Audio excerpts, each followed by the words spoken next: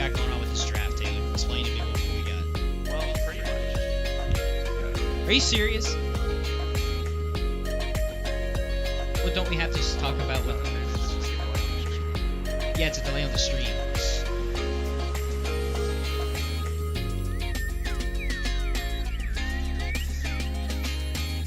Oh. Oh. Okay.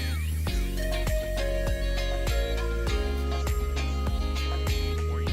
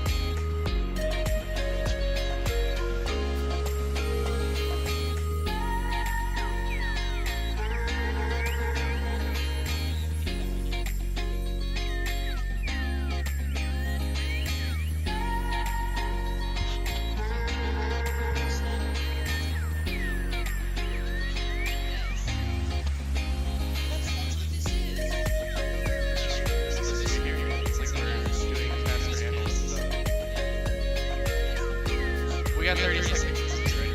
Yeah. So now they're gonna hear us arguing in 3 minutes. That's okay. All right. So now let's go on with the drafting. So pretty much both teams have kind of aggressive drafts. A few outliers now, like Malachi, Jungle, which is definitely interesting. There's two ways you can really go with that. You can just go normal frontliner, or you can do like movie source route, game heavy, kind of just trying to get his lanes to go. Aatrox is going to be one of the big picks of that for NMSU side, just because that's a strong pick. You get a lot of split pressure off. He loses early to the Poppy, but he eventually just pulls his head and split. No one can really match him. I think it's going to take a lot of resource allocation from UL to be able to kind of shut him down if he gets that second pressure going. Okay. Now we got bot lane. I know Kai'Sa's been a very contested pick, like in a lot of teams. Kai'Sa, arguably, Yeah, how good is it that we got her? it's really good. That's probably one of the most essential picks in our comp. Just that's our winning conditions. Both comps have a bot lane winning condition. We have Kai'Sa on our side. They have the Vayne, which if she can hit 3 items, it's going to be huge. But bot lane's pretty much both teams heavy win condition. They have the option of Aatrox side laning and potentially doing 1-3-1 with maybe some Ahri splitting and then coming back. But we have a lot of tools to punish that too. We have Talon, heavy roam pick. They try to send Ahri to a side lane. If he's there, he's ready. If she's gone, send him up top side to Aatrox, maybe with Samrit shadowing him on the Kindred. Aatrox can't win that 2v2. They're going to force him out. And if they can get some kind of vision control, so it's going to be really hard for them to see him. Now, I noticed on UL team there's no AP besides Kai'Sa. I know Kai'Sa has some AP damage, so are we looking at an AP Kai'Sa here, or how does that work? Because I mean, Maokai is really tanky, so is Alistar, and then I know Aatrox can kind of go like a bruiser mix. So if they're full AD, what are we looking at with, damage? It's going to get Okay. just full AP, going and get into some tactics route, and then it has a lot of options. You can go really safe, get like Banshees or Zonias, both good options in the NMSU lineup. Just because Zonia's best defensive item in the game, you can hit her in like 2.5 seconds. Yeah, that's true. But definitely, UL doesn't lack any that you can get as long as Kai'Sa doesn't hold. That is arguably the best champion in the game. Maybe Aatrox is up there a little bit too. Urgot was banned, so we can see that in this game. Another best champion possibility that could be pulled up. It's nice when these old characters get reworked like that. That they can come back into this new meta. Like Aatrox got his rework, and you got Urgot, so that they can actually do stuff. It took a while for them to really catch on. Or not so much Aatrox, it just needed to be played on the greens for everybody to realize this is good. But Urgot definitely is kind of new to the meta. It hasn't really changed that much. It's just people started realizing he fits well in comps. Power creep, and there you go. Top lane monster, but ability too, if you need it. And that's kind of another interesting thing about like the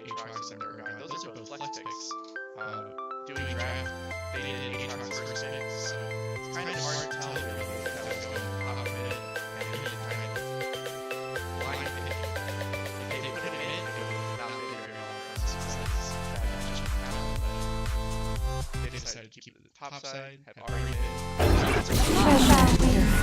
Now, so Face you there. with the respective mid lane, we have Talon, melee character. Yeah, AD Assassin's melee going up against range. Now, are we going to be seeing a passive Talon, or should Talon go pretty hard aggressive against Ari to try to stomp that lane? He's definitely going to be sagging pretty hard at her levels. Just trying to get some push. So, around levels 4 or 5.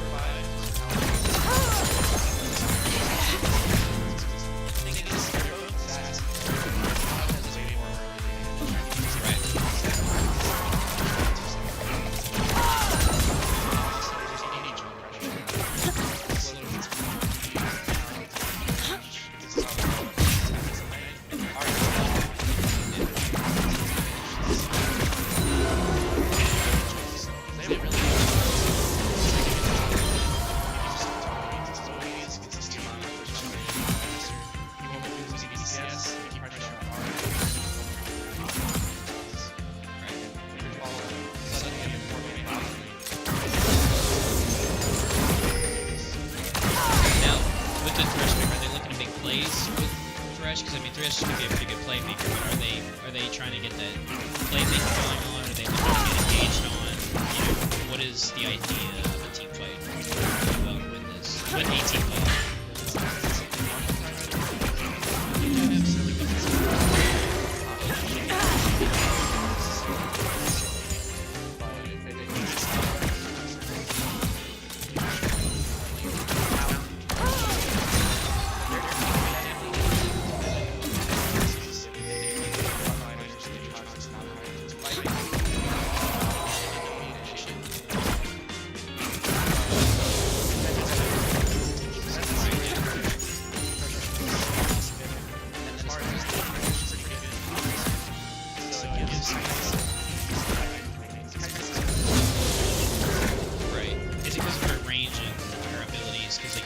You overstep.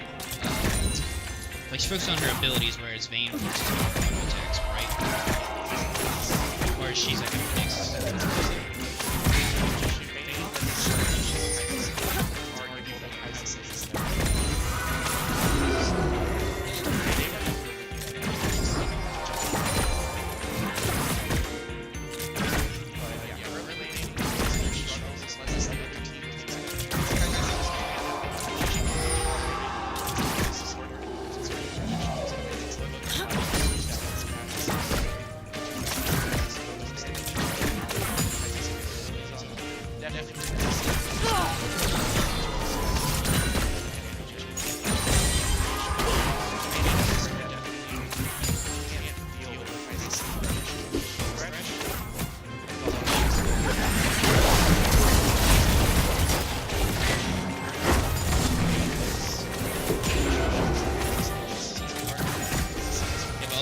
That 5 AD, dude. 5 AD at 1.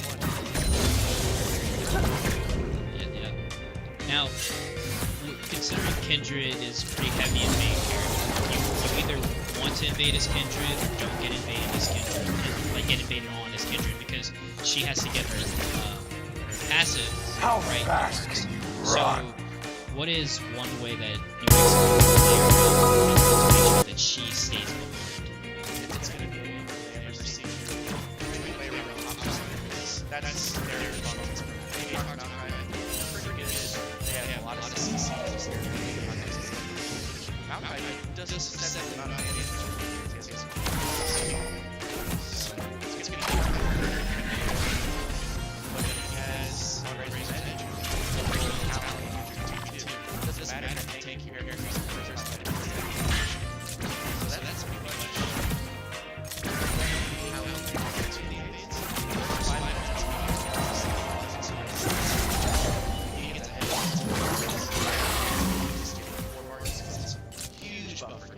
Yeah,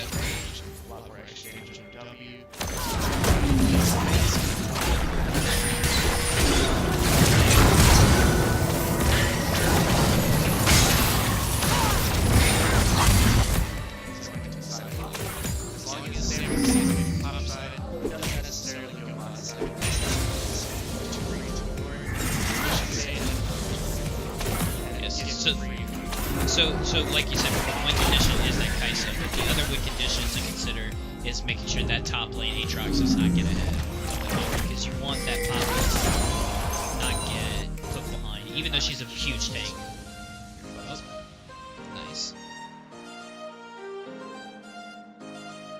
But yeah, making sure that Aatrox, at least it goes even and doesn't end up too far ahead, is really important so that someone can match him. Because no one can match him 1v1, except for arguable talent, he said. But they shouldn't have to worry about Aatrox too much, because they should have way more pressure in general. And then another thing too, so Kai'Sa's their winning condition essentially, but the way that they're going to get ahead and apply the pressure is that they jump Kendrick can evade solo when she gets her jungle item. She'll not have to go chain point in the game fast enough just in lane row. And then also talent can just jump into tower and jump onto Tennant too. Malachi, he's going to be deceptively tanky at first, he's going to have a lot of HP, but no resistance to his jump. He's going to sit the whole time.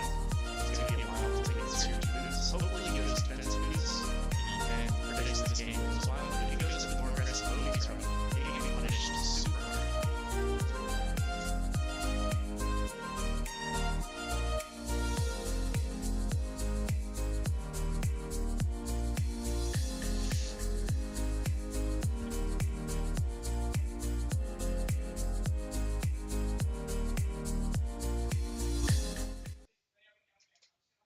Okay. Yeah.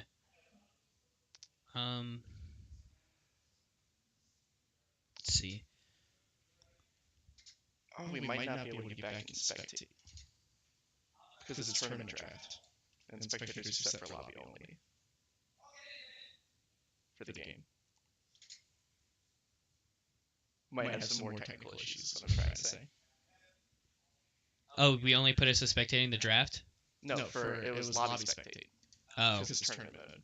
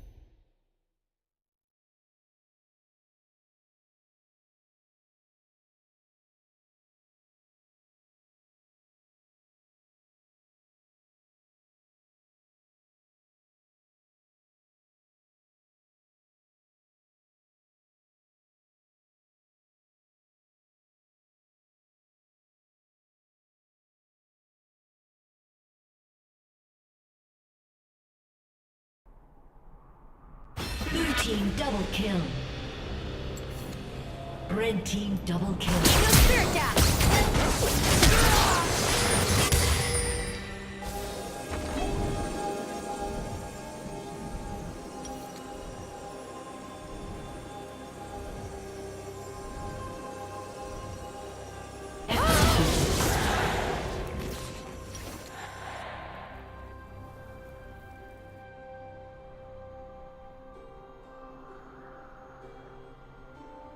What folly it is to snatch our marks.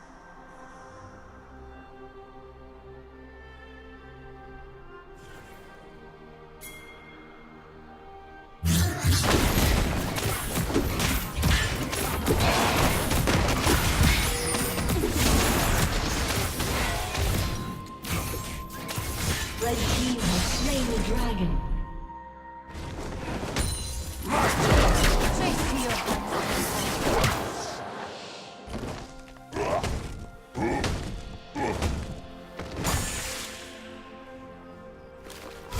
The grove beckons.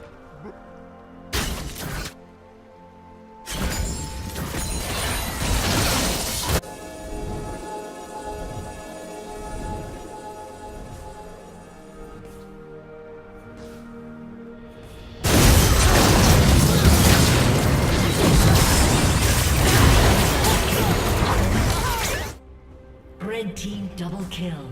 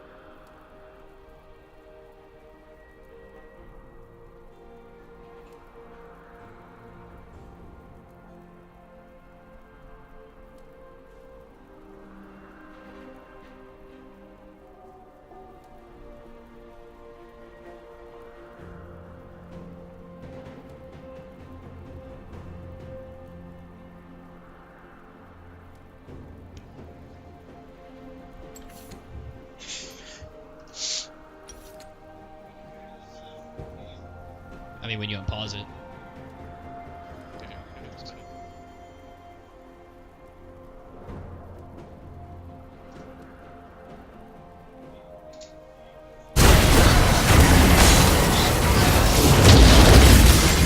Yeah, that's all that matters.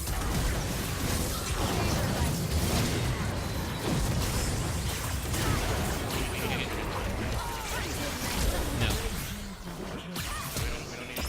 Yeah, we don't need to hear it. We just need to see. Okay. So, sorry about the technical delays. Yes. Because of that, we're going to miss the first 2 minutes of the game approximately. In the meantime, though, I want to thank Red Bull for coming in clutch, giving us a nice product that we soon. Yep. Being sleep-deprived college students and whatnot. So now let's just kind of look at the storyboard of what possibly happened. Kaisa has 2 builds, which is not so good for NMSU, but it looks like they have first Earth, they're getting the second one, so they've had some good jungle pressure. We can tell though, it's not necessarily going the best of the lanes. That Cal is still even. He has, 83 CS, RA 83, she has 2 builds, so probably some jungle pressure. That's on everybody on UL side. One, so nobody's harder than him. Hey, but there was one execution. It was Kaisa. Though Kaisa's death was an execution. I did see that earlier. Oh. So hers doesn't count because 4. Yeah, see, there's 5 and 4. Yeah, bot lane CS, even top lane Poppy's actually coming up ahead. And this could just be potentially Aatrox is a tough champion, Gunfire may not be the most comfortable on it. We can see win for those early tabbies, just keep fighting Poppy. Also, Poppy has the corrupting vibe, which means we get good old 5% more move speed, 20%, I think it's around 20% more potion duration, a lot more sustain, a lot more just damage in these trades. Seems like Kendra's going the warrior route. Interesting choice. There's a delay. 3 frontliners, but How fast can you run? 1 second. Someone.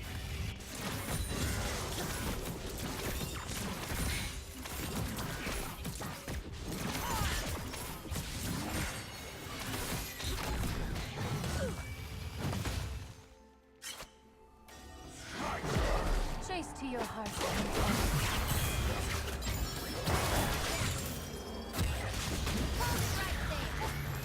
We go back. Sorry about that. Oh, we have a dive? Dive. Ooh. And a insta kill. If I just fly in a one nice little trade there with Kendra's assistance and then get a free kill. They should get Pop turned off of this. Is this first tower? This is, yes, first turret.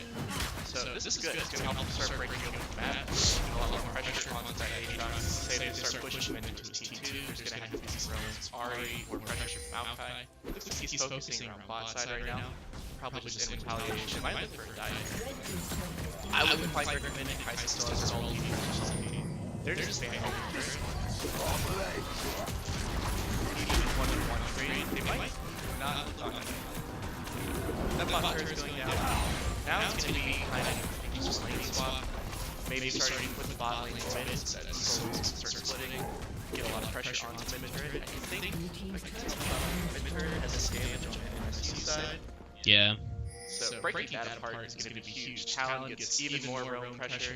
He already has his Movies, he's working on his Dustblade, has his Tiamat, he pushes super fast. Yeah, they break that mid turret, the whole map opens up. Especially that bot side too. Mid breaks, and then NMSU still keeps their bot lane down there. They can get dove really easy and just all those gaps in vision. Now I wonder how many stacks we got on Kindred.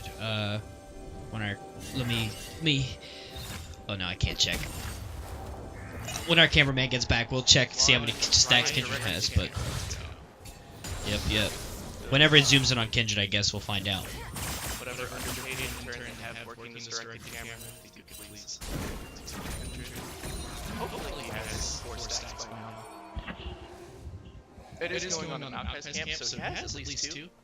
Yeah. It's not on these scuttle crabs. Be nice to see who he has marked. But Kindred getting those 4 stacks is going to be huge. Looks like getting some damage on the top turret. Probably Aqua's back timers right there, but lining up.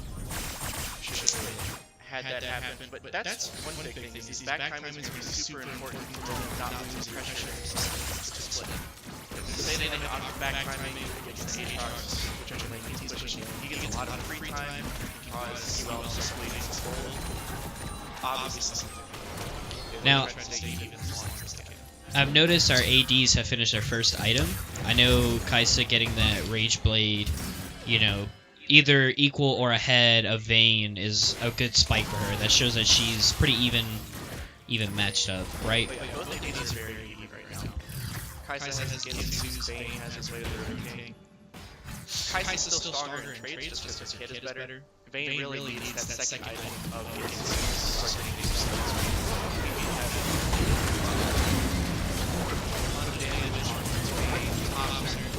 Now Thresh about to go down. That was a very late Kindred ult there. But I guess he just wants to push out, so you're not necessarily allowed to down first. Yeah. Now that should be a free turret for them. There's only Ahri down there to defend the turret. Definitely a free bot turret reset. And then right here, what they probably want to do is reset and then just send 4 people mid. Get that turret extended really hard. Oh, this is very good flag kill. Did have to use a couple flashes there, but I think it's pretty worth for getting her overextending like that, right? Definitely. Maybe the Talon could have used this multi-faster for the move speed and gotten the Q off, but burning flash there isn't that at all. Ahri had to burn her flash. Let's look at flashes. Aatrox still has flash. Vayne, flash and heal. She died Oh, with during both summoners the CC up. timer of Q. And ULL, we still have both bot lanes on our, or both bot lane flashes. That's really great. They go pressure mid here. Other teams could not really get on Kaisa. She has her ulti too, so that's just a lot of safety. He's going AP, so that ulti shield is going to be a little bit bigger. Overall, they're sitting in a pretty good spot in favor of this game. They're already 4K ahead just through CS advantages and a couple of picks. That extra turret. Now, the Knight's Vow pickup on Thresh. I know that's a good defensive item to put on your ADC. So why for Kaisa specifically? Are they? This is for that win condition. This is so that they can keep her alive as best as possible. Correct? That's part of just being fresh in general. He has a lot of tools to save Kaisa. Going with that Knight's Vow, it's very standard on Thresh regardless of your ADC. Okay. But it plays into that which you want to do. You want to play around your AD carry and make them as strong as possible you can. Give them a lot of that extra sustain that helps you getting healing based on damage rates. Kaisa has a lot of Oh, now we have a fight over the. What is Baby Baron called again? Herald. We have the Vayne knocked down. Aatrox has popped his passive here. Now we have a re-engage by Thresh. Poppy is looking to go dive right into the Ahri, keep him out of the fight. They're just going to keep moving forward. They have full control. Oh yeah. And NMSU is just trying to get out as many people as they can. See those 2 blocks as possible. They did manage to get the Herald out of it. Now Ahri is gonna most likely die here. Oh yeah, she's. Oh, she took Thresh. Oh. Nice range shield. And got the shield passive back. Let's go. One thing I want to point out, you said Aatrox passive, but since it's rework, that's now part of his ulti. Oh right. Pop's ulti, he gets a lot of move speed and AD, and he can see the Juggernaut fight after that, doing way too much damage to be dealt with. Generally, UL managed to deal with it pretty well right there with good play, just keeping off their important characters. Kaisa never really got low during that fight, got a good bit of damage off. And just even more gold swinging in UL's favor. They now have 5.5k lead. Pretty much they got 1k off of that and turret push. They're still pushing those CS advantages. We have almost 30 CS advantage in jungle alone. That's kind of expected. Maokai definitely doesn't launch as fast as Kindred, but that Rift is just going to keep growing and Kindred's going to keep getting stronger. And he's going for more of like just a secondary AD carry build too. He has a lot of disperse if he can get those crits off on the Vayne. Oh yeah, okay, I see that. They have a lot of options for how they take it. They can take it slow, which is Poppy sitting in front, so it gives damage, Thresh doing the same. He has Aftershock, so he goes in for an engage, he gets a good play off. He has just all that extra resist. He's pretty much as he is. Right, and we have Kendra here getting stuck in the jungle. She doesn't pop her ult, and she. Oh no. No, she couldn't get the other turn. Yep. Now, we have 2 TPs coming out here. Or is that 3 TPs? Oh, those 2. The colors morph, so I. Yeah. But NMSU just taking on more losses, trying to stop what they can. They're just going to keep bleeding out. UL has pressure, they have all the tempo that they can run in this game. It's up to NMSU trying to get a good push line down to avoid these things. Right. Probably it was good that they went for the Kindred pick, but they didn't take into account that the rest of UL's team could be right there. They're obviously going to push together down. Well, and UL's got a very fast, responsive team. I mean, you have Kaisa, that one ability there where she can just fly to a CC target. Then you have Talon who can hop over walls. I mean, and with Moby, so I mean, he's already going to catch up to the team fight as fast as he can. And then Poppy had her TP up and available. And if we look in the bot side right now, it's after this fight, so UL got some more control. They have full vision control of that bot. Oh yeah. 2 pinks, 3 normal wards, or 4. Yeah, it's One of 4. those on top of it, probably on the other side of the blue. So they had full control. They knew everything that was going to happen there. They took that fight knowing that they could win it pretty much no matter what. Now, when you talked about how the what's it called, Maokai was on top of the lantern, do they still have that ability where if you zoom in all the way and you can still click the lantern? Oh yeah. Well, But missed in the opportunity. moment, it could probably be difficult to remember that. Oh yeah. Oh, we got another pick going in on the Kaisa here.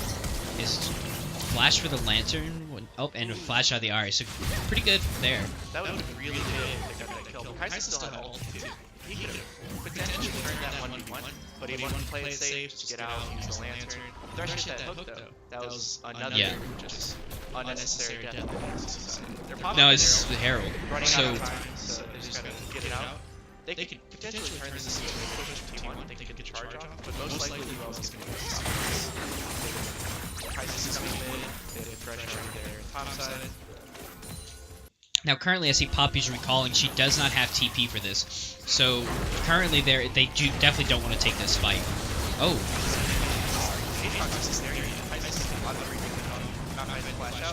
Ulti backwards. So probably didn't quite go the way they were trying to do it. Let me disappear for 1 second. Yeah.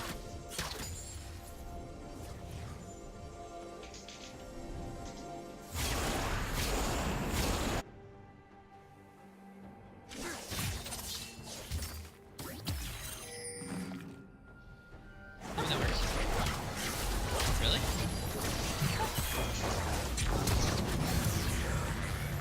Can they hear Taylor through it though? Oh, and Taylor's like the main one that's talking. Yeah. Apparently yours didn't work. They can hear you somewhat through mine. Well, here, you definitely need mine.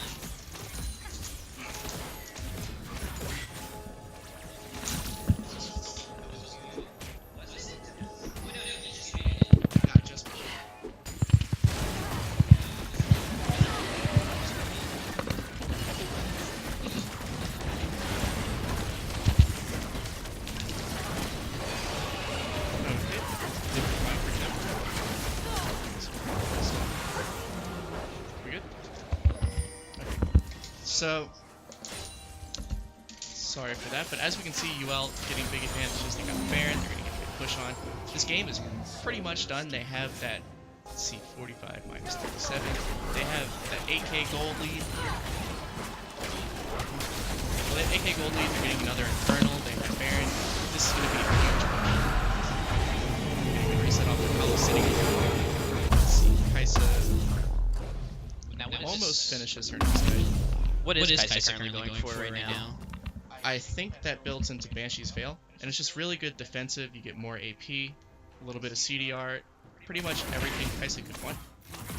He should have his W and his E evolved right now, which is really big. A lot of just poke from the W, a lot more extra damage if you can manage to land it, gets more passive stacks on. And then just the E invisibility, that attack speed buff is so huge. She has so much DPS right now. And Vayne doesn't even have her Vinsus, and he's almost done with the third item.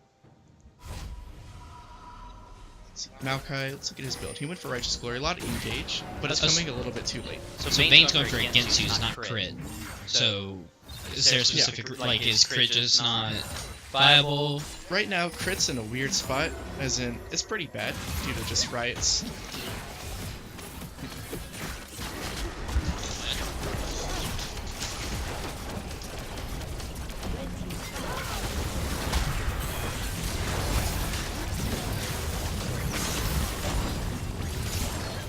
Well, it's only going to be for game 1. Yeah, we can fix it for game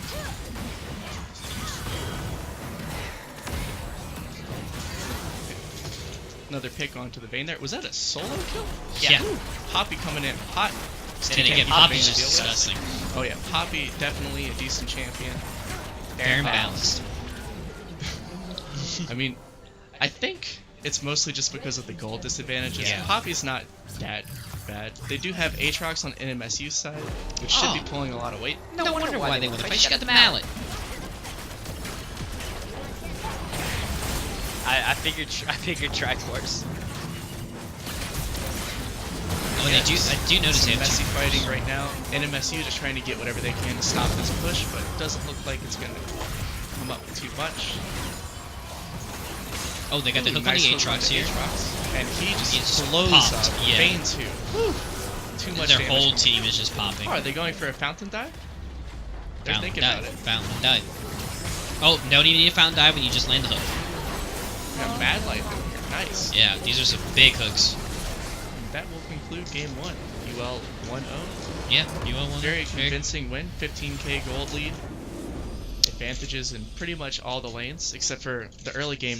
Obviously something went wrong. We didn't get to see it due to technical difficulties, which is unfortunate, but it would have been nice to see NMSU use some of those kills they got on the Ahri, or just the even gold that they had on the Vayne to kind of push some advantages, but UL just played to their win condition too well. They got the Kai'Sa ahead, they had the pressure and split and roaming, and they just had an overall better team with their gold advantage. Yeah, and I really would have liked to see granted we had technical difficulties, but it would have been nice to see that early game to talk about the really looking at that top lane to see, you know, how Poppy came ahead that 30 CS lead.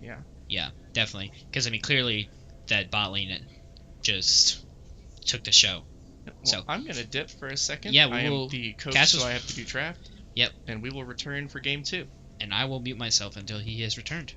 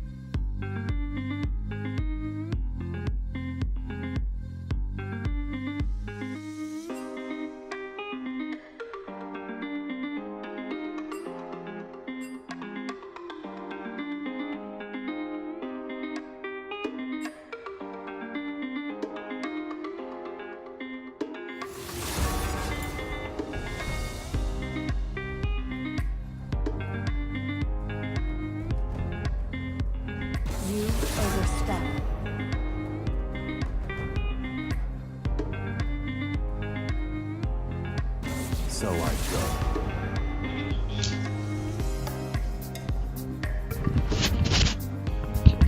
Pathetic.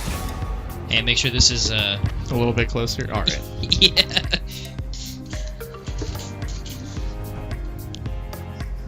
That's weird. It was coming through fine on your mic, right? Yeah, like, and they can hear it was just a little quiet, but like, Alright. no, it was. I mean, it was because he had it like kind of We're all far. Gucci now. Mm-hmm. Yeah, I'm used to my my Void Pro. Corsair sponsor us, please. But I feel that. HyperX is good too. Sponsor us, please.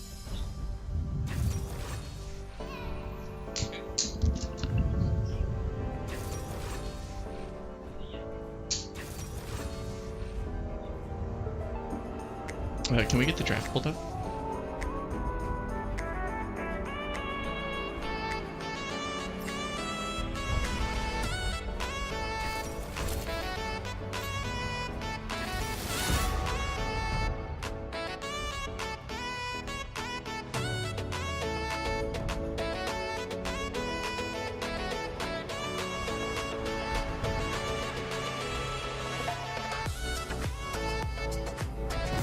I think not everybody owns all the picks, so we could do it whatever order we want there. But some important things to look at. We got the Kaisa ban on our side because NMSU has blue side. Their ADC really likes Kaisa, so we're making sure that pick's just kind of out of the equation. And we can look at some of the solo lane matchups here. We have Sion into Ornn. Sion really strong right now, but Ornn is safe to pick into it. He won't lose the matchup. He could come out ahead with some jungle pressure, but it's really hard to make Sion relevant. Good old Enting Sion, always useful no matter what you decide to do. NMSU elected for the Maokai again. Into our Gragas. This is another interesting matchup, kind of. Maokai is not a pick we generally see, but he can do alright into certain things. Gragas, he can dodge the body slam with his W. If he's pro player, obviously. But, should be pretty even. Gragas definitely has a lot more early pressure, and it's going to be a while for the Maokai to turn on again. Could be an issue for NMSU, because we saw last game, Maokai wasn't ever really as tanky as you needed to be by the time those fights started rolling in. They just had too much of a gold deficit. Malzahar and Ori, pretty even mid lane matchup. Neither of them wins it super hard. Ori's going to have more pressure early, but it's really hard to push Malzahar out of laning phase. And he's just going to get that auto push going mid, be able to go to side lanes. He has TP, so they can opt for 1-3-1 on UL side if they decide to do so. Just get a lot of split push pressure. Sion can't stop Ornn from splitting. They just kind of meet each other. Orianna doesn't have TP, so they can't really match Malzahar split and then effectively get back to fights. And then bot lane, another pretty decent bot lane matchup. It's even again, but we can see just a lot of action with Thresh and Braum looking for things. Braum being one of the best supports in the game, and Thresh being up there too. They both have Ignite, they both have good ADCs, and we could see some interesting traits. This is another game. Bot lane is win condition. Everything else is kind of built to play around it in team fights.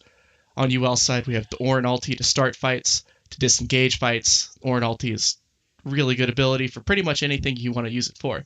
Gragas ulti to disrupt the fights, and I'm assuming he's going for the Predator Gragas build, so he's going to have just a lot of pressure, a lot of popping that Predator and snapping right into a fight. They have Malzahar ulti for the pick pressure. It's going to be hard to get onto the Xayah and use that for sure, and she can always ult to keep herself out of range and then turn onto the Malzahar, but should be interesting to see how they use that. They could also just opt to use it to burn down a frontliner really quickly. If you take the Maokai or the Sion or the Braum out of the fight, NMSU loses a lot of CC, they lose a frontliner, and hard for them to deal with. At the same time, though, NMSU has their engaged tools as well. We have the Sion ulti, he could get really good flanks off with that, disrupt the fight, get on top of Varus, and Varus being really immobile, it's going to be hard for him to deal with that. Maokai ulti again, hopefully they use it in the right direction and get some good fights off. And then Orianna ulti, they have ball delivery systems with the Maokai, with the Sion, potentially even Braum if he can get a W onto a minion or onto the Maokai and Sion. Both these teams have really good team fights essentially. But just for the bot lane matchup in particular, Varus pretty much known for being a laning god. It's going to be hard for Xayah and Braum to out-pressure them. She can get some push going once she has some AD and her items, but early laning into mid-game, Varus has the advantage. Just pretty much all the pressure he could need. Let's see, about 45 more seconds until we're in the game. This should be another match that is decided around the mid-game, pretty much. There's going to be those team fights, those dives. Whichever team gets the rotations first and has tempo is going to end up ahead and potentially be able to steamroll with a good Baron play, good Herald. The UL, if they get Herald early, they break open mid, they'll just take over the entire jungle of NMSU, be able to get side lane split going, and it's going to be really difficult to deal with. They have push pressure pretty much in... They had the advantage in push pressure in pretty much everything except for top lane. So if they use that again, get that like 5k gold lead they had around mid-game last game, should be pretty easy. Now we'll be getting into the loading screen, get to see what runes everybody took.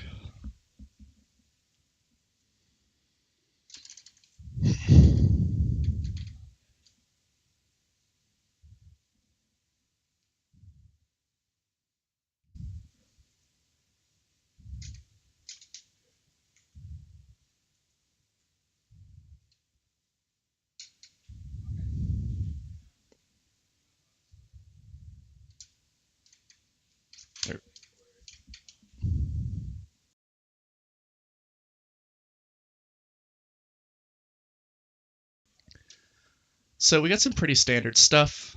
Fleet footwork on the Xayah, probably... Oh, there we go, brain game. So we can talk about it. Looking at the other screen.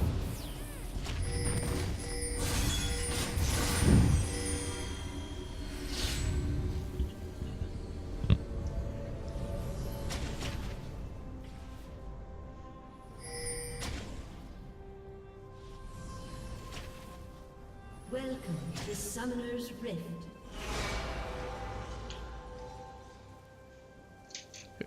Are you going to be able to move it over? I can just do it from here. Oh.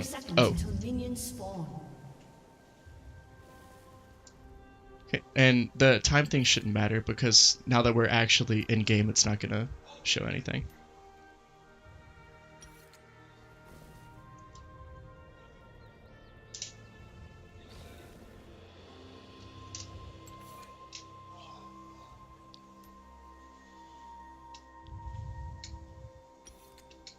Okay, there we go. We're in game. Pretty standard starting positions from both teams, just going for 5-point. It's going to be really difficult for any kind of invades to happen if you 5-point properly. Maokai starting at his red, Gragas at his blue, just pretty safe bot side starts. They want to get their clears going pretty quickly. Now I'm interested to see how Maokai actually does his clear. He can elect to do red raptors and bot scuttle, be really close to 3, and then go mid. And potentially meet Gragas there. But yeah, general start. Notice how he's pulling the red closer to the brush to pop one sapling at a time. Really good, just clean clearing by him. You can tell he has some experience on the pick. Let's see, let's look at runes. We have Aerie on the Malzahar just for a lot of extra mid lane poke, just to be annoying so that they decide not to mess with you as much whenever you're doing your pushing. Noodle fight top lane. And bot, we already have some trading going on. Potentially, UL's bot lane is just looking to hit 2 and then get a lot of pressure, get some good trades off. They can establish some kind of advantage, or at least show that they're willing to take these trades and go for fights. It can make NMSU try to play a lot safer, and then UL can gain advantages just from being more aggressive like that. More noodle fight top lane. Sion's actually hitting 2 first. Oh, they didn't take the trade. That could have been a good opportunity for Sion to get off some more free damage. Maybe get some more advantage just in his push and show that he's not scared of the Ornn pick. But no, just general wave clearing. Good old directed cam bouncing back and forth. And just looking at the clears, it looks like neither jungler went for the bot side scuttle, which is interesting. Looks like they both decided that they were going to look at top side. Maokai ended up getting it, and Gragas just doing a safe clear. He did red raptors into his top scuttle and now blue. Gragas doing pretty much full clear, just avoiding his Gromp. He should be 3 now. Now he's going to look for that top side gank. Okay, Ornn's going in. Didn't hit the Q. Body slam? Oh. This should be a kill. Flash the Q. Warren can almost get the damage, but not quite. And he's going down. Flash W for that kill. And Samric, oh, he can get away with the body slam. He should be fine now. There's no flashes on NMSU's side. Alright. Interesting that If I Could Fly Nino chose to hold his flash there. Definitely could have blown that since they were going all in on that play and gotten the kill on the Scion. I mean, he barely lived by the time he got in turret range. And they're still fighting at the top side. You have Malzahar roaming up. Samric's in a lot of trouble here, but he got away with the body slam. Maokai could be... Oh, that was a good W. Let's see, but Maokai could probably die here if he can land any more CC to slow him down. Scion back already, because... Ooh, this has been going on for a while. It's still going. Malzahar gets a good silence off. And nobody else dies. Second kill on the Ornn. Up flash, and they are all out. No one is CSing for the past minute and a half. Good play. Well, let's look at bot lane. Bot lane's still even. 27-27. A little bit of trading. You can tell that Brahm's gotten low. He's already had to use one of his pots. But he can just regen up with his Targans and kind of keep lane going. They're at that push disadvantage. But that's kind of how the lane's expected to go, at least in the very early levels. Again, Varus being really good at laning. Really good with his pushing Q and E. And then just having Thresh there too as a constant threat. Braum can't really go in. He'll get flayed away. He'll get locked down with Hook. And yeah, they're just laning away. Top lane, all that fighting went down, but both top laners come out pretty even out of it. Both 0-1 and 1. Pretty similar CS numbers. Scion has a slight lead, but shouldn't be too much of an issue. That's only 6 CS lead, gonna go down as the lane pushes in. We have bot lane fight going at this. Samric getting a good pick, got Brahm's flash. No sums bot lane except for the Ignite now for NMSU. So they just have to play even safer now, even more scared. And if Gragas revisits that lane, could be a big issue for them.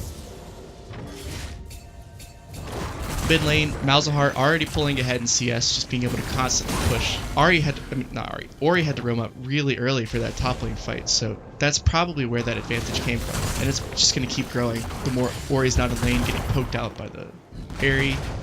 A little bit of noodle fighting top lane. If I Could Fly Nino, could be in some big trouble here. And yep, Grass proc does the extra damage, takes him down. That early death and having both of them blow their flashes means that these trades are a lot more volatile, because neither of them can get out. If you stay in it for too long, eat another Scion Q, eat an Ornn, QWE. It's a lot of damage that's just hard to deal with. Get a good hook on the Braum here, flay him in, and he's just going to W out. Really aggressive gank that they went for there, but it's good. UL's pushing in, so it's pretty obvious time to come down as the jungler and let them know that you exist. Good Mouse ulti on the Ori. Really dangerous pathing by him there, but he's able to flash out of the Gragas Q and live, but now he has no flash. Malzahar ulti is going to be back up before that, obviously, and he still has his flash. So good flash Malzahar into another regank by Samric, and should be a free kill. And look, Ori just has to sit way far back to not take any unnecessary damage. We have Scion by mid now. Popped his ulti, going in on the Malzahar. We have the Maokai W gets blocked. Q doesn't get the knockup. Ooh, this is dangerous for NMSU. I think they're just going to back out here. UL can't really keep the follow-up going there. They already used the body slam. No Malzahar ulti. Gragas isn't 6 yet, so... Interesting thing for them to go for on NMSU's side. Potentially could have tried to break the Mal's shield first before going for the Maokai W, but the Scion ulti or Q hit, that could have been a kill. And Samric going for a risky invade here. Knowing Scion's still mid. Knowing Maokai has lockdown. And let's see if on Razor's Edge can get out. He should be able to. Slow coming through. Oh, Maokai W burns his flash too late. They get the return kill, but that's really good for NMSU. They're getting these advantages that they really want. But looking at CS though, Ori only has 2 assists from that, so she didn't get the most gold, and she's still about 15 CS down. Gonna get a little bit bigger, or a little bit less of a gap now, just because of Malzahar being dead. He's gonna miss those waves. But UL's getting top turret. Just really big overstay for an NMSU. Oh god, that's hard to say. But they still get things out of it. If they couldn't get any of those kills, those returns, say like if Gragas didn't go for the invade, they'd be in a really bad position right now. But it ends up being kind of even. Gold's still even. We don't have any massive deficit yet like we did last game. Good Thresh Hook coming through, but they can't really follow up under turret. Braum there. And just laning as usual. And we can see Xayah's going for the Storm Razor into crit build. Varus is going to be on hit. So once Varus hits 2 items, he's going to be way stronger than the Xayah. Her initial Storm Razor spike is going to be noticeable for sure, but Varus should be able to deal with that pretty easily. And that's part of the advantage of going with on hit. We see NMSU has 3 frontliners potentially. We have Varus to shred that on UL side. So just good drafting and general decision to know that you need that tank shred and have more tools to deal with that. Malzahar is really good for tank shred too, and we matched with our own front line of Ornn, Gragas, and Thresh. So, but the crit here could end up being an issue if this game goes too late. Xayah will just pump out way too much DPS, has CC in her kit, has self peel. If you can get to that 3 or 4 items, it's going to start doing more damage than the Varus is able to. But until that 3 or 4 item spike, Varus is going to be way stronger. We have a good pick coming in here. Gragas ulti to knock Braum back. We have Malzahar down here too. Looks like they're going to continue into a dive. They have Malzahar ulti. Xayah still has her ult, so she can delay this. Started, Xayah ulti, and Mal's ult and kill. They need to get out there. With Maokai and Ori here, this could be big for NMSU if they get the pick. With Ori ulti locking him down. Maokai's still moving forward. Ulti getting 2 roots right there. It's really huge. It's too bad none of them had turret aggro right there. Oh, flash W, Q, and looks like Samric is going down. Ooh, body slams into the sapling waiting there in the brush. Some 200 IQ Maokai gameplay. I just realized he has 5 kills now. He went for Mobies this game. So just even more gank pressure knowing that now he has an advantage on the Gragas. He can look for things. Still down in farm. In mid and jungle, and now there's a slight deficit for their ADC just because Varus has that lane pressure already, so he's naturally going to have a CS advantage, and then when they go for that dive, they get the kill. It's really big. So Xayah's going to be playing catch-up for a few minutes now. More noodle fighting top lane. Yeah, this is where Sion's just going to kind of start taking over in this lane. See, Ornn went for the early Sheen, so he's really not tanky in this matchup at all. Sheen should, in theory, do more damage, but just Sion being as big as he is, already having resistances and having percent damage in his kit, shield, or I think it's percent damage based off of his own HP. So tankier he gets, the more damage he does. And right now Ornn doesn't do damage, nor is he particularly tanky. So obvious advantage there for Sion. And he's just going to keep auto-pushing into turret, try to get off all the chip damage he can, and look for these favorable traits. We have Ori walking up. Should be a kill under turret. Nope, Sion ulti doesn't come through properly, or he can't get the ball off, so they elect to just back out. Malzahar coming up there while we have this bot lane trade going. It doesn't take the lantern, probably for the best. He'd end up in the middle of that Maokai Braum. He's getting a lot of damage off on Xayah in the back. Xayah ulti back in. Looking at the jungle fight now. Ooh, Maokai gets his passive off, another kill. This is a 7 kill Maokai. I'm actually impressed a little bit. And this is the power we can see from this Maokai. I mean, he has the untargetability on his W. If he uses it properly, he can dodge a lot of damage. It beats Gragas E, which is really huge since Gragas E beats most other abilities in the game. And he just has a lot of good trade damage. He has his Q, he has his passive to heal him back up in his 1v1s. Yeah, just another good play from I'm not even gonna attempt it. Good play from New Mexico. There we go.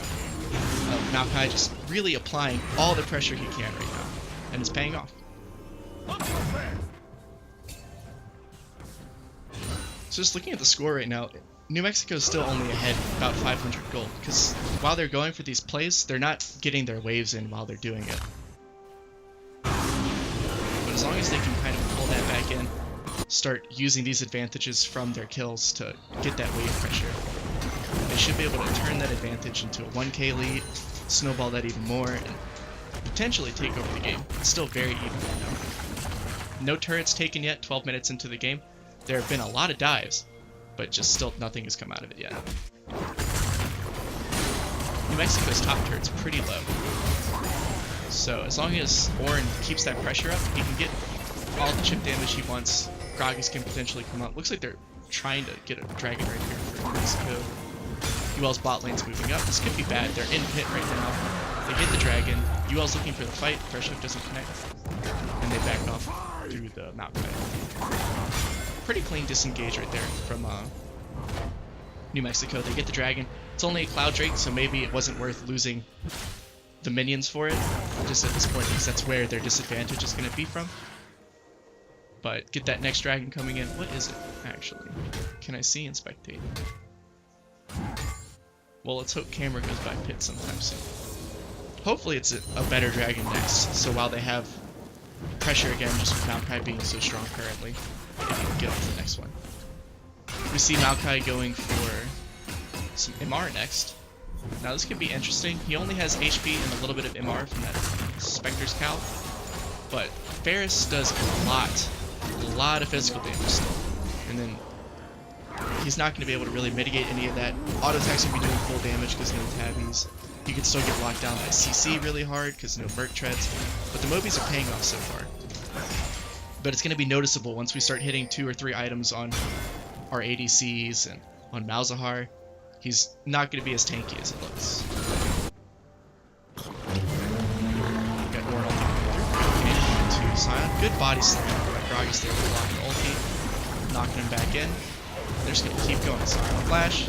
Misses the Warren knockback. But Sion should be dead here. Could be some trade kills with Sion passive. Lock down Gragas. It's a good W right there. Trading. This is not good for Blueski right there. When that knockup didn't flash early enough. Walk back into the lanterns and just continuing down his lane potentially is what got him killed there. Another good hook coming through, but Destration's back out. And he is fine. This could be a bot turret though.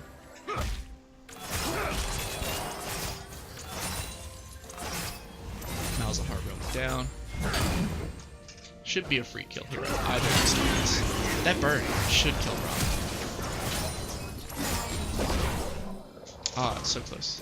Had to burn his own flash there. Maybe not worth it to roam down, but he saved the turret. And hasn't lost a bit yet. 26 CS advantage on the Bears. So it's been growing still. Just gonna have to see what he ends up doing with it. He has his Blade of the Rowan King. Working on Gensu's next. And once he hits that 2 items, even if the rest of his team might be a little bit behind, he is twice as strong in the fights. Gensu's such a huge power spike. Good item, Riot.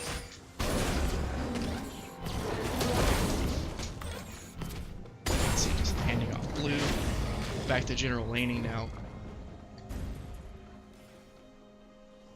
Still, gold is really even. No turret's been taken yet. And it's just UL's CS advantage is keeping them in as far as gold is concerned. Only going to take one to the Malzahar here. And he's going to go down. That should be mid turret. It's already low. And New Mexico breaking this mid turret here is going to be huge. It just opens the map up for them. Maokai's going to be able to do even more creative gank paths. Can maybe ult from behind bot turret or behind top and then go in. So diving's going to be way easier for them. But UL could alleviate that with some wards. But they'll be able to see it happening, and it's going to be hard for them to stop it.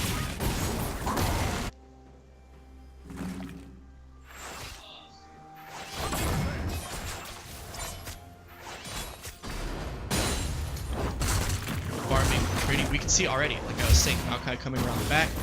Those wards didn't see him. Ori using the blast cone to get over the wall. This should be a kill. This dive is impossible to mess up. Yep. They're going to get this turret too. They have 3 up here. They have to demolish on it. So now they're starting to take those pressure advantages they have in the jungle and just snowball it as much as they can. Fight coming through, both side ulti, threshold. And Blueski walking up right there, past those feathers. Could have been dangerous if Zaya E was up. That's flash right there to dodge the hook. Walking into the Malzahar. Ooh. I hate to see that happen. That was really good roam by UL though to get the Malzahar down. They're going to lose tier 2 top and take some damage on tier 3 from the Herald Charge for sure.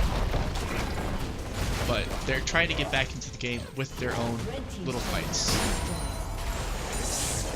Sion TPing the bot. Really good rotation by him. Save the crit. There's the charge. There's the eye.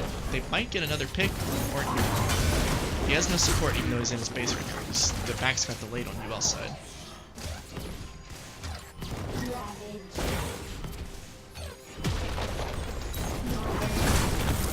Yep, he's staying in, trying to save the turret. He almost killed. Oh, he kills the Maokai. 800 gold shutdown. Is that the number I just saw? Wait, which happened? That's pretty big. Worry should go down here too. That's huge. Now they had like a 3k gold lead, but it's back to just being about 2k now. That massive shutdown of the Maokai.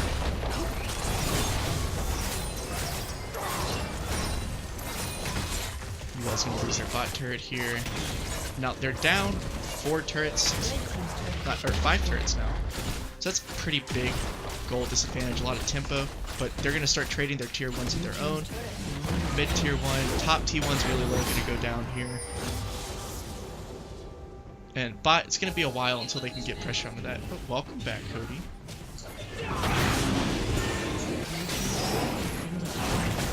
I just been rambling, talking about the game.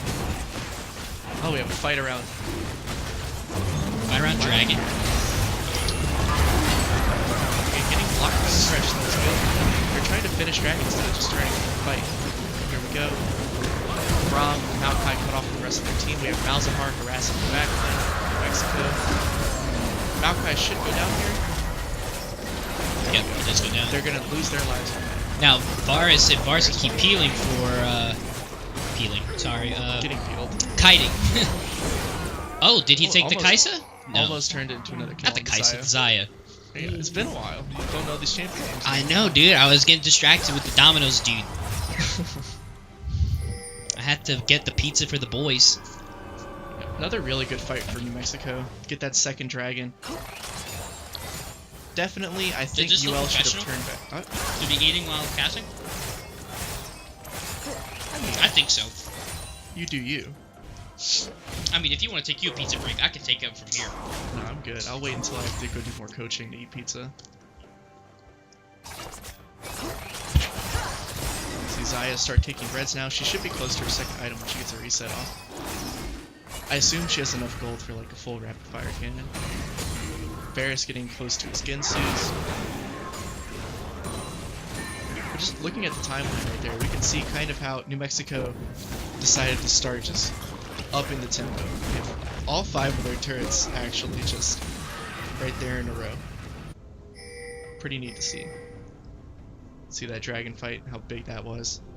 Now, UL started that dragon, and they just didn't turn off of it fast enough. I think they put way too much priority on getting the dragon. It's just a Cloud Drake.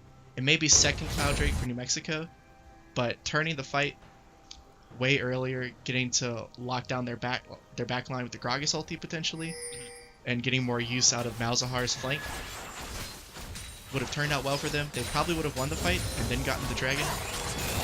So just a little bit of a misplaced priority there. UL's gonna not be able to get that bot turret. Zaya being able to push it in. And now we're gonna see all the fighting for Baron Blitz. Oh, this could be a pick with Orianna. Nope.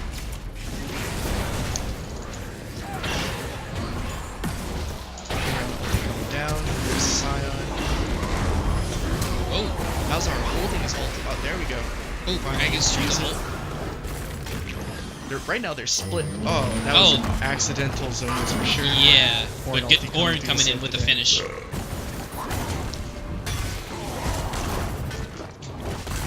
It's not fair. Another just really prolonged fight off of a small hit.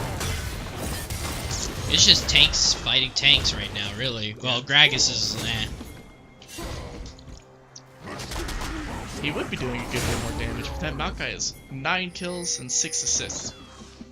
Oh, yes. Holy jeez. 15 kill participation in a 20 kill game. Pretty good. Yeah, overextend He's been doing here. smart. Oh yeah, definitely coming in here. We're just trying to push after that. Not a good idea. You should know their bot lane's coming up. You saw them with their mid. and just overstay. See, Gragas has his Zonias now, so he pretty much has a second stopwatch because it immediately goes off cooldown.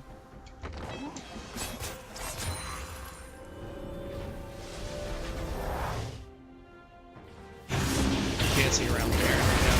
Vision. So massive. Horn ulti not hitting. Or not. Rom ulti not connecting right there. Oh, that's not a There's good. the Zonias. Oh, maybe this is good. Yeah. They Oh, got out. nice. Can hear our players saying so much trash. It's great. Good talk. I think he said fat in reference to the Scion, probably. 'Cause he's gonna be a big boy. Big Some boy. more splitting. He has a lot of kills. He's gonna have third item pretty soon. He has a Raptor Cloak. I'm assuming he's going for ZZ Run. Just doing even more AFK pushing while they're fighting around that Baron Vision, doing the traditional dance around Baron of no one really doing much of anything until somebody decides to use an ultimate. Scion just gets a lot of free damage off. Now, I see UL's down however much gold, because I'm not good at math. I'm a history major, not a math major. It's about 4k. Okay. So what can UL do to catch up here? What do they need to do to pick it up? Funneling as much gold as they can into the Varus, and they haven't really had any fights taken yet on their terms. It's been Maokai starting fights, Scion starting fights. That dragon fight could have been where they started making the first move, but they didn't turn soon enough. Malzahar wasn't there. They need to get a good fight in their advantage, where they're at least starting it, and they have Malzahar in a good spot to just get all of his burn damage off. Maybe get an ulti off, but not going too aggressive for it and dying. And maybe getting a pick with Gragas ulti. Say they start a fight with a Thresh Hook or an ulti to kind of get the New Mexico locked down. Right. Good Gragas ulti into the middle of that, knocking their front line forward. You can burn them. Backlines another 5 seconds delayed getting to the fight, or give or take a few seconds. Or they could potentially knock maybe Ori into range of Varus. It's just going to be a lot of free damage they can get off that way. But they haven't been able to line up a fight like that yet. Pretty much all their Ornn ultis have been defensive instead of using it as a they might have a fight here. Really good Varus ulti. Brom's able to shield and block Ornn. Still really good pick. The the Malzahar aids are just spreading everywhere right there. Oh, yeah. Getting a lot of free damage. Run from that Scion passive, but This is a good chase on the Orianna here, and then Maokai is trying to help heal. shooting 2 kills at least. There's the Yeah. second one. Oh, Xayah though. Xayah The had that rapid fire cannon. cannon. Wow, New Mexico turned this fight around. Oh yeah. Turned the 1-0 into 4 kills. That was Oh! maybe not Oh, ideal. Ornn turning it around here. This is clean right here from the Ornn play. In a Fiesta, best match. Oh, that was a very good flash from the Ori ball there. Now, can he make it out is a real question. No. No, Maokai's because Moby's gonna kick in way too fast. sadly, Ornn, you know, when he runs into the wall, he literally runs into the wall. And here comes Simon. Honestly, I think he should have died a whole lot sooner. He should have. They shouldn't have turned and taken the fight. They should have been happy with getting the 1 kill and then turn that into maybe some pressure and some vision control. We can see right now, UL has no wards. They have 1 control board on the map. And compared to, right now, 2 from New Mexico, 3 by Baron, and just a whole lot of vision in UL's jungle. But getting that 1 kill, burning a lot of summoners and ultis would have been really good for UL to just kind of start extending their pressure carefully. But they kept going for the fight. They walked into a choke versus Xayah, and then she just got so much damage off. The Ori damage coming through too. And they couldn't deal with that. They had already used their engage tools, so they had no way to really keep the fight going in their favor.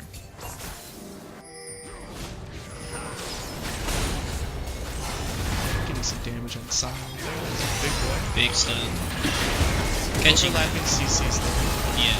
Sion making it out with his very so nice Thomas the Train Engine. This Maokai's starting another fight though. Missing these. Very good flames for Agasol here. They have Rumble. Oh, a huge Oriole coming out. Oh, and that's just the fight right there. Yeah, that is it. That Oriole right there was key. Yeah. There was a good I have to say there was a pretty good engage by UL there, but they gave that Oriole free. Like that was a free Oriole. They used too many tools trying to pick the Sion. Right. And then going for the fight afterwards was not ideal. They didn't even get to use Malzahar ult. Yeah, that's what I was about to ask, if they used the Malzahar ult or not. So maybe using Mal's ulti if he was in range to lock down Sion would have been good. And then they did overlap their CC between the Hook and Verazar. So then it gave Sion that opportunity to flash our way. But yeah, just they failed to pick, and then they went for a fight after using ultis, which is just not ideal. This Xayah, by the way, is huge. I was talking about it at the start of the game. If she hits 3 items, it's going to be ridiculously good for New Mexico. It's where she's going to start doing comparable damage to Varus. But also, being ahead, she's a whole item ahead, and it's just going to be way too much for UL to be able to deal with. Oh, we have a pause. Mouse problems for our mid. New Mexico having technical difficulties. See, it's not just us. Yeah, that's good to know.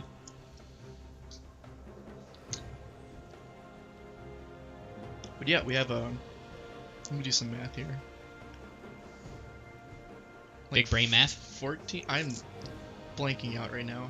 Oh, okay, so 56 minus 47. 9K gold lead. College student, by the way. I mean, you're the computer science major. You're supposed to be the smart one here. I'm the history major. Yeah. I only know so much, dude. 9K gold lead, 3 dragons, a baron, 6 turrets. New Mexico can end the game right now if they want to. It just depends on if they can get a good push off. Which obviously they should be able to. They have the baron. But who knows? Depends on how they decide to rotate. Game's resuming though. So we'll get to see. By the way, this is a 13 kill Maokai. Dude is thick.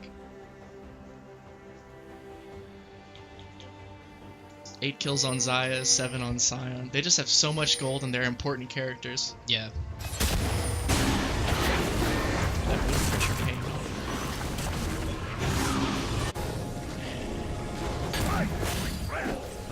Gragas has to burn his ulti. Can maybe get out here. Varus using his ulti as in well. a dangerous spot. Does Root didn't land. And All do. yeah. Not looking good for you all here. This should be game here. They have the Sion pushing an inhib top. Another 3 waves coming in.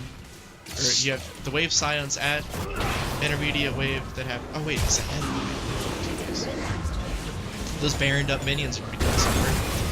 UL doesn't have a way to get to the cannons. Varus is dead. They don't have Gragas disruption. There's the inhib. They're gonna lose bot side right now. That turret just melts. 30 minutes into the game. Structure's really easy to take, especially with the Baron push. Orion is actually doing the most damage there. It's good rework by Riot's been keeping characters one shot at structures, but the balanced team does this balanced team does. They're just making it clear for you now. This is what an 11k gold lead looks like. Just completely gross. Once you decide to do something. Maokai 14 does it. Can he get that's another? huge. Huge tank. Maybe he gets. Nope. Still, most kills on his team. Yeah. Most assists. This Maokai pretty much 1v9. And Yeah. turned his team into an unstoppable wall. Or unstoppable force that just breaks through the UL. Rough game, but Really good comeback from New Mexico after game 1. Especially with this Maokai's performance. Game 1 he did not do well at all. Having to deal with the pressure from the Kindred and Talon. But having a little bit more leeway and how he takes these fights in that level 1 skirmish that went on for like 2 minutes. yeah. Just huge for him. Okay, and now I will return to go do some coaching for game 3, and we will be back momentarily. I will be back as well.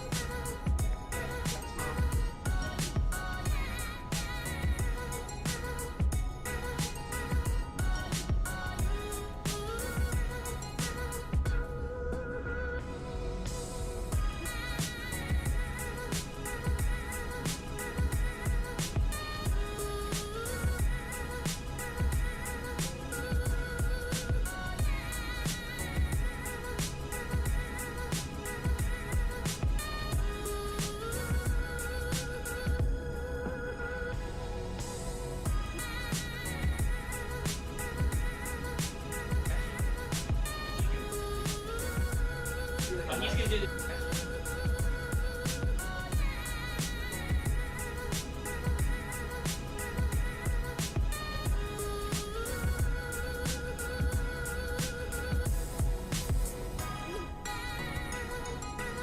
gonna do the hand point back. See, I like the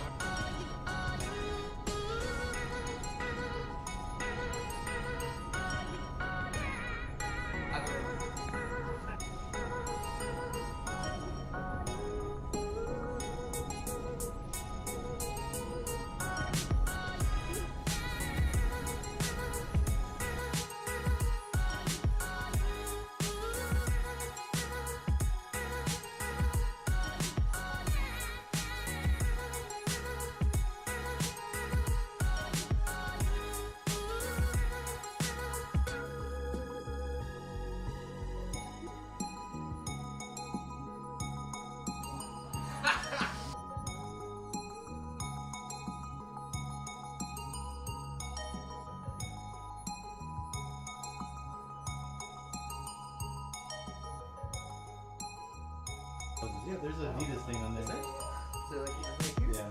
Right there? Yeah.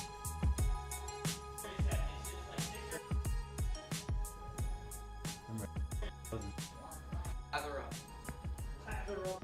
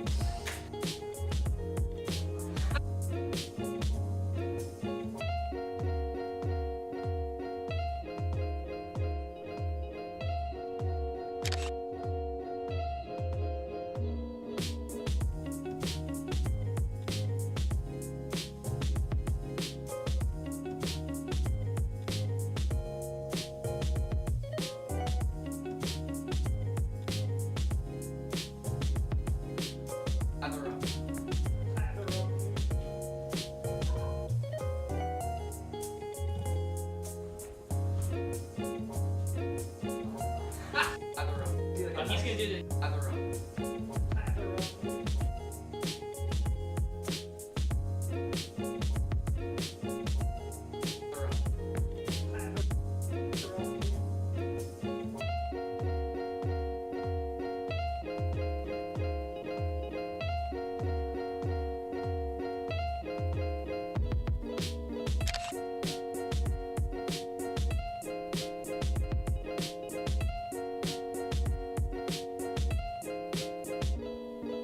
He's gonna do the hands punch back. See, I like the arms cross. I like doing arms. Should I do arms cross? No.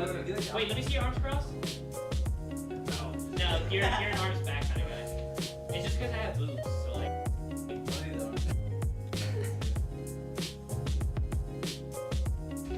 It's just because I have boobs.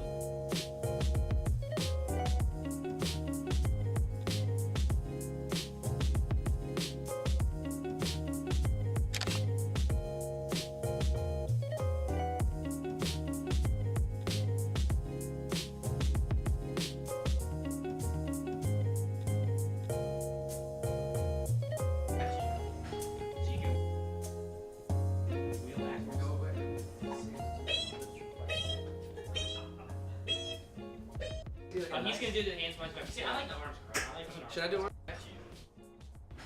So you can wheel backwards. Oh wait, no.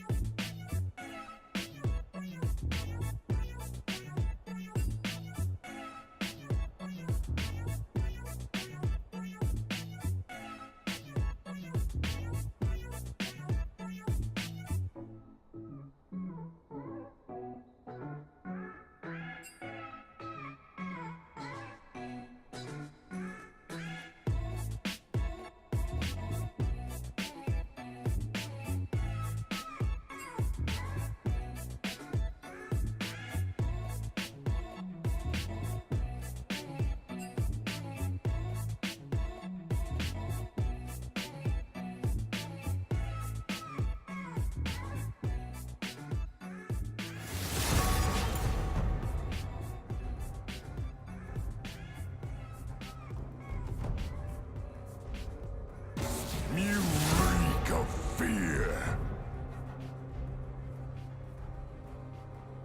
Pathetic.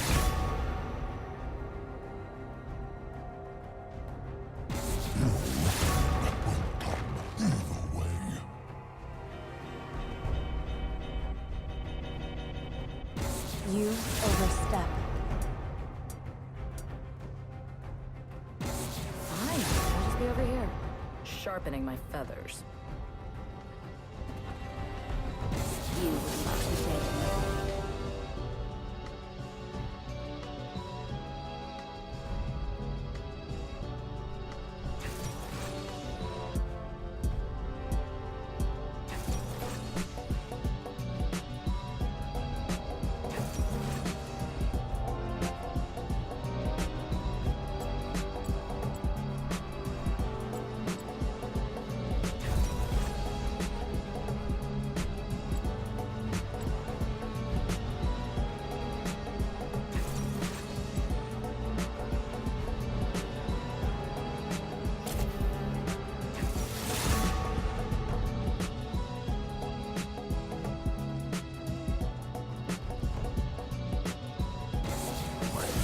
Just got longer.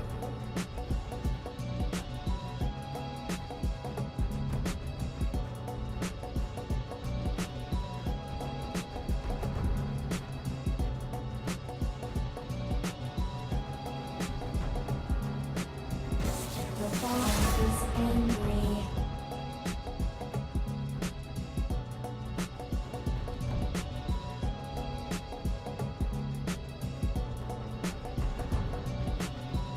Seriously? Seriously? Lame. I am forsaken.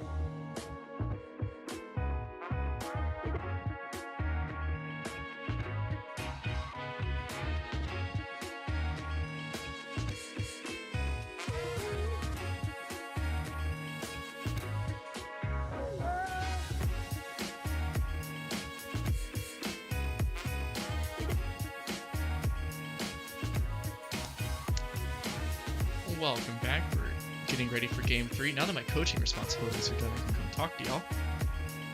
So we have a pretty aggressive draft coming out of UL, and New Mexico's more team fight focused. They have really good cheese with the Nocturne, Galio, and Shin, but it just depends on how they use that tool, because there are a lot of ways to mess it up. Say if they end up going in for a fight, they don't have Tristana and Thresh in the wings yet, ready to follow up. Suddenly you have 3 people out of position into Malzahar burn, Camille lockdown, Poppy just general percent damage, really good against their tanky picks with Shen and Galio, Morgana Q to lock them down, W doing ticking damage, Art locking all 3 of them down. UL has good ways to counter that. Lucian's going to be really hard for New Mexico to get onto. They have the Shen taunt, Galio dash, and Thresh Hook. The only one Lucian really has to worry about is the Thresh Hook most of the time in team fights, because Poppy W blocks all of their dashes. In a perfect world, Poppy W would also block Nocturne's ulti, but Riot's balance team hasn't decided to do that yet. Maybe one day in the future. But early game is going to be super important for UL again. This is more like Game 1, where UL has a really aggressive comp to get that early lead, and then start to snowball once they gain a gold advantage. Because Game 2, both comps are very team fight oriented, and New Mexico showed that they know how to pull that off. They know how to get to that point where they have very slight advantages that just turn into massive team fights over objectives that are completely in their control. As far as like bot lane matchups, Tristana Thresh, pretty good combo. Lucian Morgana. Morgana's not as good into Thresh as some other picks may have been, but it's a comfort pick for D-Strays for sure. And they have a lot of push out of that. The Morgana W level 1 will help them get the level 2 advantage, and say like if Camille comes down, it'll be massive. Getting a couple kills or a CS lead in this lane onto Lucian be really big. Then he can just bully Tristana all he wants. And we're about to get into the loading screen, be able to see what runes everybody took.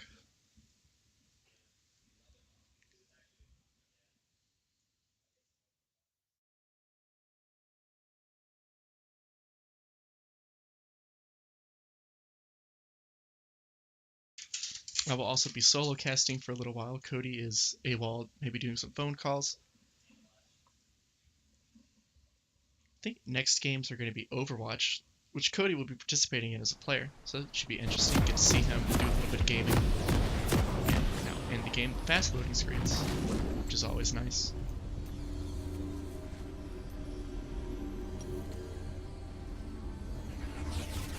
Getting the screen moved over so I can see it now.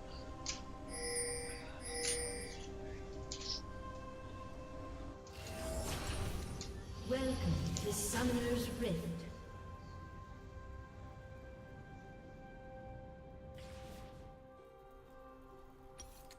And there we go, I can see now. 30 seconds until See, pretty minions standard spawn. runes coming out of everybody. We have double melee match up top, so they're both going for Grasp instead of maybe Aftershock for more utility later on. So their trades should be pretty even. Shin and Poppy both do deceptive amounts of damage. You'd think, oh, they're really tanky, so they shouldn't do all that much. But percent damage from Poppy's Q, percent damage from Shin's Q, it starts adding up in their trades that they're going to be having. Both teams just doing a 5-point, mid laners dancing and emoting at each other.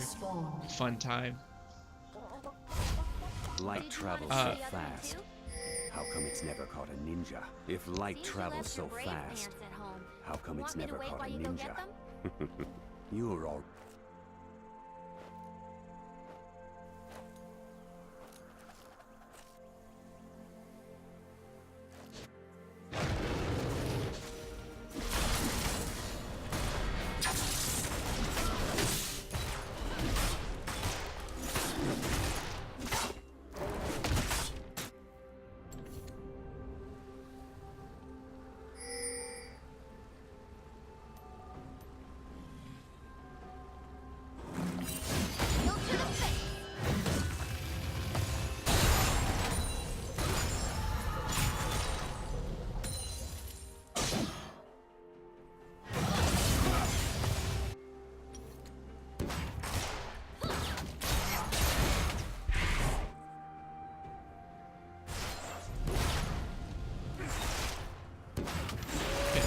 Some camera difficulties figured out. Now we can see both teams fall over. We see Camille up top side looking for a gank while there's trades going down bot. Should be a free kill on the Shen. We'll have to burn his flash. He likes to hold it. Ends up going down. He still has his flash. He's going to be able to TP back the lane, so he won't lose too much as far as CS. That's a really early first blood though. Good aggressive pathing from Camille there, just doing red scuttle to cheesy level 2 gank. But that's pretty much what Camille excels at. Getting that early pressure down, going for these really early ganks, using her E, be able to fly across the whole screen to knock somebody up and get some attack speed. It's pretty good. Maybe a little overloaded, but plus the balance team and the decisions they make with these Blunt Ivern. I like that champion. More trades bot lane. Tristana has to burn her flash and heal, and that's just not respecting the possibility of Morgana Q coming out, burst the Barret that Lucian can put down, just press the attack. This is really good. Another Vine coming through. Could be a kill on the Thresh. Doesn't quite proc the press the attack, but he has to burn his flash and get out. And now New Mexico's bot lane has only Ignite, which is going to be huge. Can't flash away from Warp Vines. Ooh, and a good pick on Tristana, not respecting the ability for Lucian to dash in there and get a good combo off, and he just kind of dies. It's going to be a lot of minions lost for him. And you can see they were potentially looking to get a gank off there with the Nocturne, making UL overextend into them. But just Tristana walked up too early and died too. Welcome back, Boo. Thanks. One of my players needed a sandwich and I had to help him out. So, the things you do for love. You had to run the sandwich down to him? No, I had to track down the lady because she got lost. Nice. Yeah. Fat boy, don't run. See, Camille has a level lead right now from that gank. It's pretty good. Nocturne doing interesting clear. I think he did blue into wolves, into raptors, into red, and then back to his Gromp instead of just resetting or doing his Krugs. A little inefficient pathing. It's going to potentially punish him. We can see he went for blue smite here. Definitely looking to be aggressive in ganks. That blue smite speed is going to be really good for him to start kind of locking somebody down. Another mid lane matchup that's pretty even. Galio has to use a lot more mana to push in though, so eventually Malzahar is going to start pulling ahead, just auto pushing with his... I don't know the name of the ability, but his space aids. What, Malzahar? Yeah, Malzahar E. I thought you were talking about Galio's cute. It's chicken buckets, dude. That's some Popeye's fried chicken. We got some good skins from New Mexico. Popeyes. Oh, you see, I love Galio, that Witchcraft Tristana, yeah, Witchcraft Tristana. And then Samsung White. Yeah, too bad Samsung's not doing so hot this year. But it's LCK in general. I mean, it's weird. And Korea went 1-4 first day. I don't know how they did after the second day, but I know Gen G still hasn't won a game, which is no. They did win. They beat C9. Oh, never mind. Forgot NA is disappointing this year. Yeah, no, because C9 likes to. They put the library back in, which is interesting. Is that why? Potentially. Just on E pops D-Strace there. Good little trade going down. Can't block with that shield. Looks like they were going for something aggressive with Camille. And kind of similar thing happened. They end up going in a little bit too early before Camille could follow up. That's what New Mexico did earlier with Nocturne. He's just going to walk up and clear that pink though. He is halfway to 5, I think. Oh, he's a little bit closer after knocking some of these wards down. One more camp should put him at 5, but he's already falling behind in Camille and experience even more. They're looking for a pick here with the Malzahar Flash R, but Nocturne's able to flash over the wall. Good old directed cam. They need to pay that intern a little bit more to catch that trade. But all is well. Poppy going aggressive here, forcing Shin off this massive wave. She can potentially get a kill on Shin under turret, or at least keep him occupied while the wave is getting knocked out. Yeah. But he might not go for it. But she needs to do her best to keep him locked down, that way he can't ult. Oh yeah, now that Shen is 6, he has that ulti pressure. So it's going to be really important that Poppy can stay on top of him and keep him from just ulting into any trade he wants to. Yeah, because she could straight up just E onto him and push him out of the ult. Like his allies will still get the shield, but he just won't appear bot lane. Because everyone loves the 4-man. Not being enough. Yeah, but hey, and everyone loves a 4-man bot dive. So playing bot lane is fun. If Brayson was in the chat, he could confirm the 4-man bot dive that me and him would always always tradition. Go and get.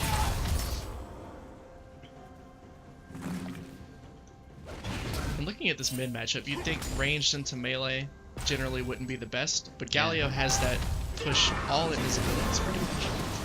And when he does have to walk up and get that auto, it does about half the wave's HP Yeah. with the passive, so, or a third for melee's half for the range. So it's still pretty good push power. He just ends up taking a little bit of poke, but being Galio, and he has resolve, so I assume he has second win. So he's going to end up regenning most of that poke damage he takes. Now with this comp, we're looking. Oh, there we go.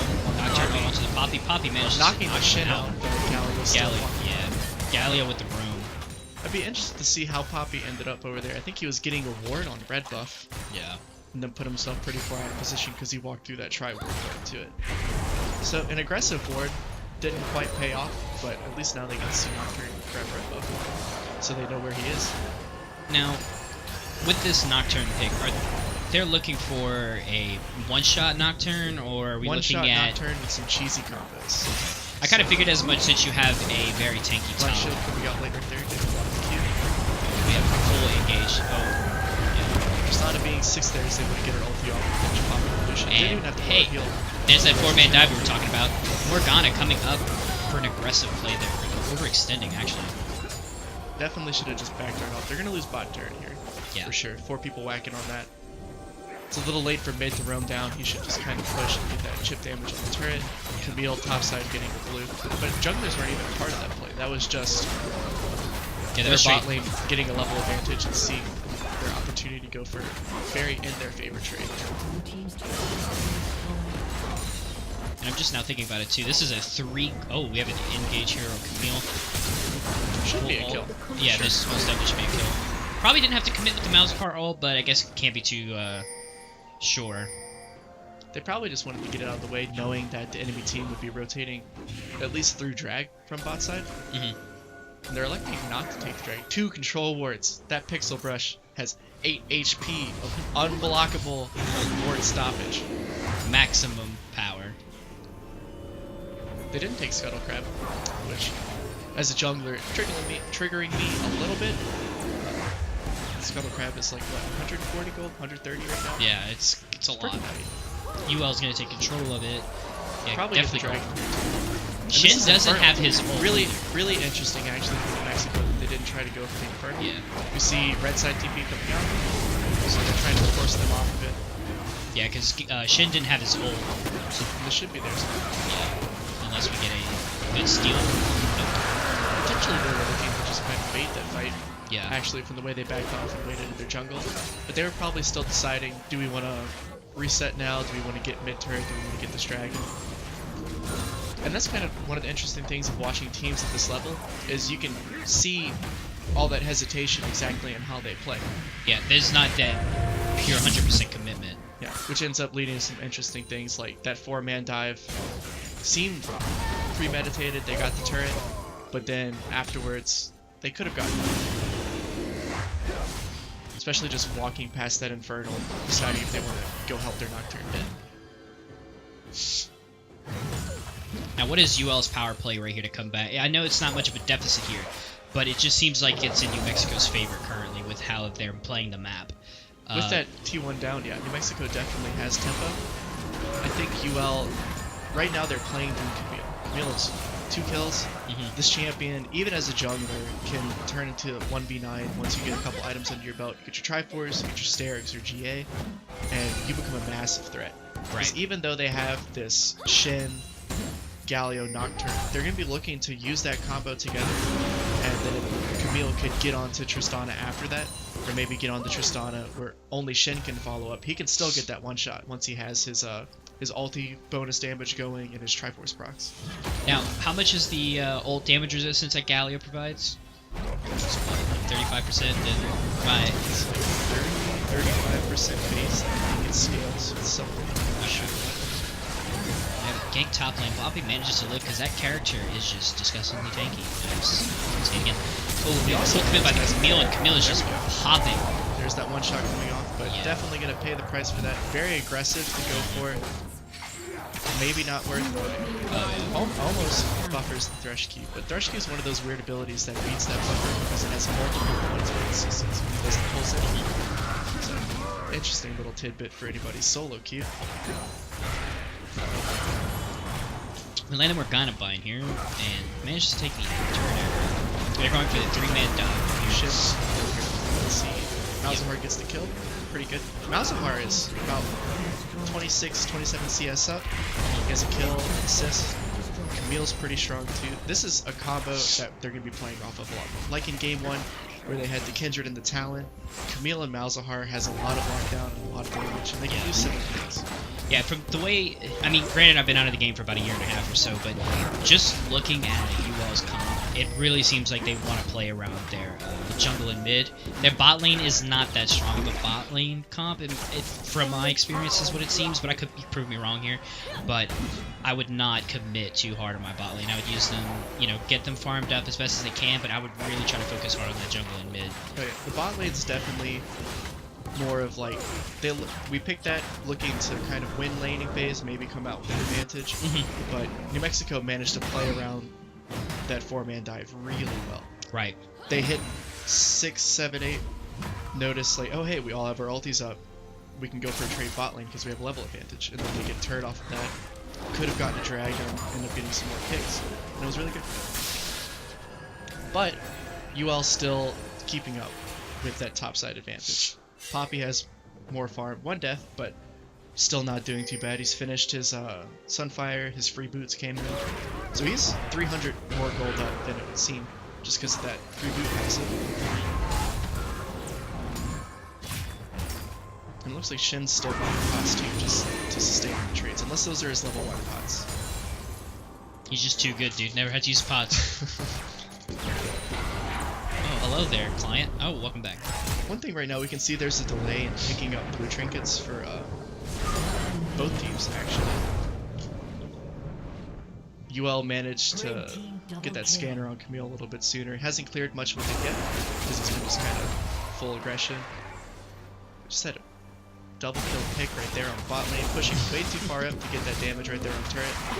Not respecting the ability for Nocturne to ult in there and get the support and shit with Galileo. They're gonna get Rift off that.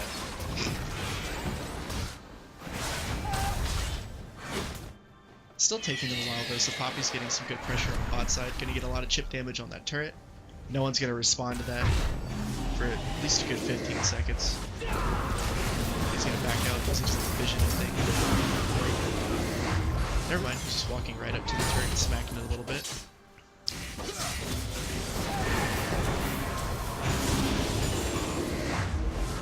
But yep, with this turret and then that 2-kill pick topside, see the gold starting to swing in Mexico's favor. Yeah. Once again, they have that Rift Herald too, so they can break open mid up for it. They don't have the Shin ulti, they don't have the Galio ulti though, so they could also wait. Now, would you say one thing UL needs to probably do is probably slow their game down a little bit? They're probably trying to go for a little too many solo plays, you know. Go for some deeper vision before they do pushes like this. We can see their bot lane pushing back up. If Nocturne had his ulti back from maybe Presence of Mind procs, which he almost had it back, or Galio had TP, could have really punished them there.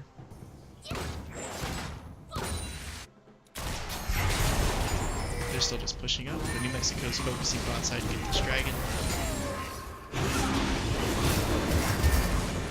The camera will pan over to see that. Just some more poking, looking for things bot side. Moving behind, that should be top turret going down. First dragon, Mexico. And Poppy hit. Just walking in. Really out of position. I think he blast put hit below. As a top laner, not necessarily the best thing. Even as a jungler, it's not worth it to really suicide to get a spell on the dragon. They're trying to commit more to this shit here. Yeah, they got some more chip damage on the turret, so it ended up kind of going in their favor. Could look for more here, but they're actually going up too. It won't be a 32. There's the Rift Herald mid, get this turret for sure. Malzahar can't stop it. Ooh, he ate a good kill. He is going down. Committed his ult there too, so now you won't have his ult for the next fight. His ult is irrelevant, sure. Yeah. So there's Nocturne going. Good buy by the Morgana here. Very good shit. Good pick on the Tristana here, but Mill loses it. They're trying. UL's trying to get everything they can out of these trades, but at the same time, they're going even afterwards. Yeah. Definitely need to slow down. I remember those words very vividly, like it was yesterday. We need to slow down, but we don't know how. Well, you gotta learn. Slow down.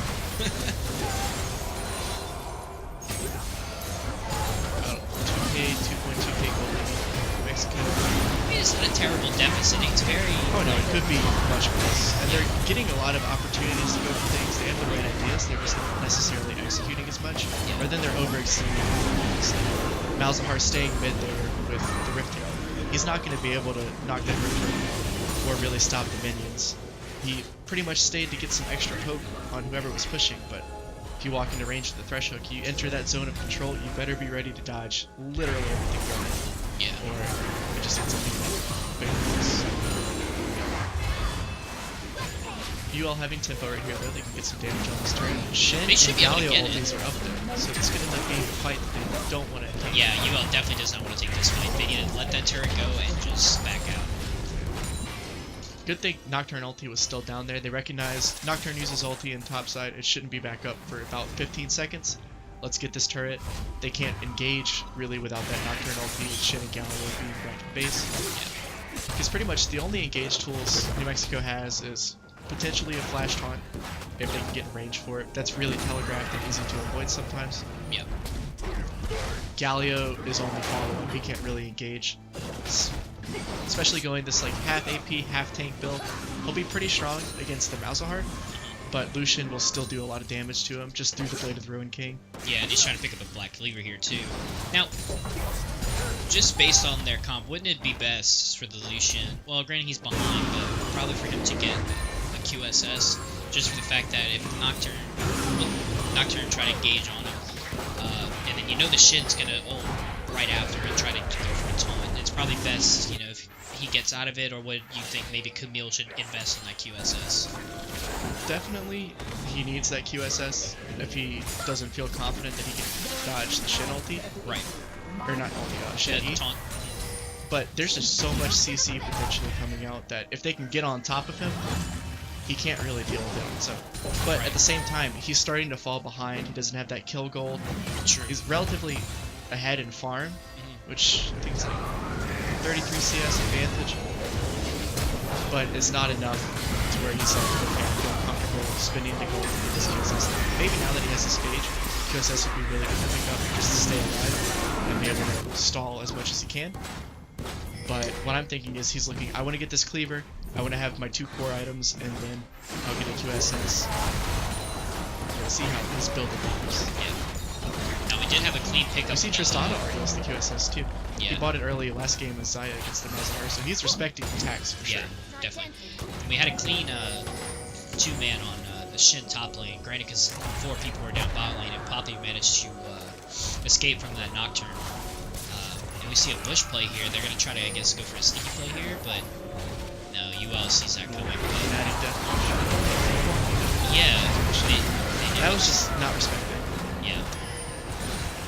Like, it's like UL knew the play was there, but just continued to overextend for that. Now that is a great blessing against that Malzahar shield. Oh yeah, because that black shield wouldn't be there with Morgana being the one that got picked. Right. But the thresh hook. Good thing he didn't commit. That was spooky, for Yeah. sure. Yeah. I mean, the Thresh would have died if he took that 100%. Oh yeah. But just in general, like, I mean, you still eating those hooks in the first place is not comfortable to see happening. Yeah, you kind of pucker a little bit.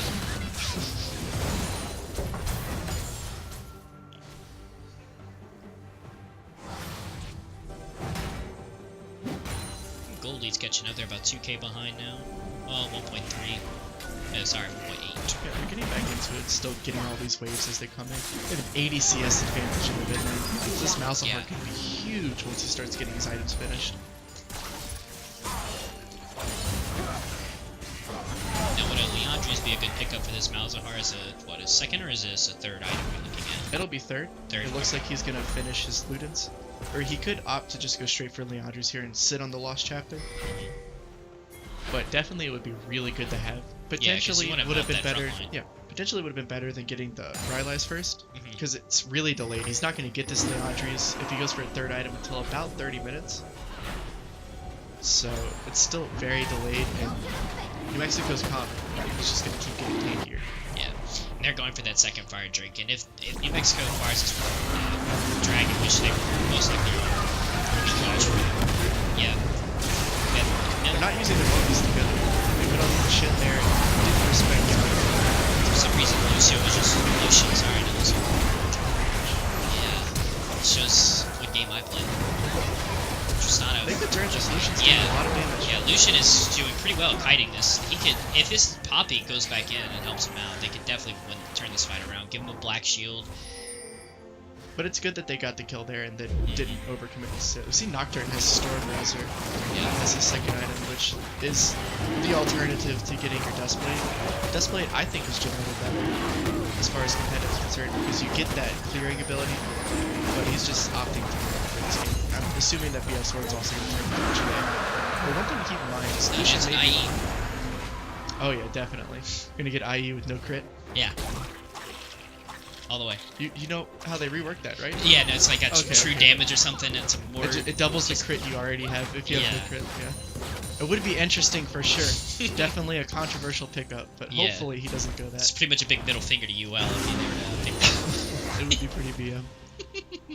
But I like mean, it would give him true damage on his Storm Razor crit. That is very true. There you go. See, I already knew what was going on. I haven't played this game in a year. There was a Leandri's pickup too, like we mentioned. Yeah, there's the Leandri's. He opted for it before the Ludens, which is good. Having that Leandri's is going to be so much extra damage on the front line. Oh yeah. But we have this Galio. He's 1-0-11. That's a lot of just extra gold from kill participation. Even though he's in this massive CS deficit, he's not as behind as it may seem. Yeah. He's still like on his item curve. I assume he's sitting on a lot of gold too. Has to be. Trying to get a pickup on the Thresh kill here. You've got a nice binding with the ward. Here comes the Nocturnal, and the feels still going. The rest of the team didn't feel like all the way up there. Yeah. Definitely miscommunication. No commitment. Tristana just blindly jumps over the wall here. Could have been punished, but without that Camille or the Malzahar in range, it's going to be hard to really get out of her in a way that matters if you can't hit like the Mork Binding, for instance. I think at the point that UL's at right now, I think they should have committed with their Camille and just went for it, I think. I'm not so sure about that. They knew the Galio was coming in behind them from mid lane, and if they all three funneled in right there into the Galio W and combo, Tristana autoing over the wall, everybody else still being in range. Well, that's true. Because Tristana does have a rapid fire, and then her increased damage, increased range based on her passive. So she can definitely. I forgot about that. She can auto over that wall very easily. Definitely just really aggressive, and they didn't quite communicate that properly. Right. Just, I mean, Nocturne ulti too. UL loses all team vision. At that point, the only way that they're going to know to keep going on a fight or to leave is if they call it explicitly. And if that communication doesn't come out, they're just calling a target. No one knows where that target is. And it just ends up being a lot of chaos. That's why Nocturne's been a pretty staple pick for competitive this year. We've seen it not really show up as much at Worlds, but definitely in collegiate scene, it's a very strong pick. Just adds a lot of pressure, a lot of one-shot ability. And then in the amateur scene too. Not as much anymore, because that's starting to get a little bit closer to LCS quality games. Right. But for a long time, first half of the season especially, Nocturne was just a dominating pick. He could 1v1 everybody, he could go for these one-shots, massive team fight pressure with the ulti. So pretty decent pick overall. And they're definitely utilizing it well with their combo of the Shin and Galio ultis. Even they haven't done the combo yet of just smashing all of their R buttons at the same time. Hopefully comes out soon, because I just kind of want to see it happen at this point. But they've been alternating their use of them well. Still not always aggressively using the Shin ulti, saving it to help out the Tristana, to help out whoever may be getting focus.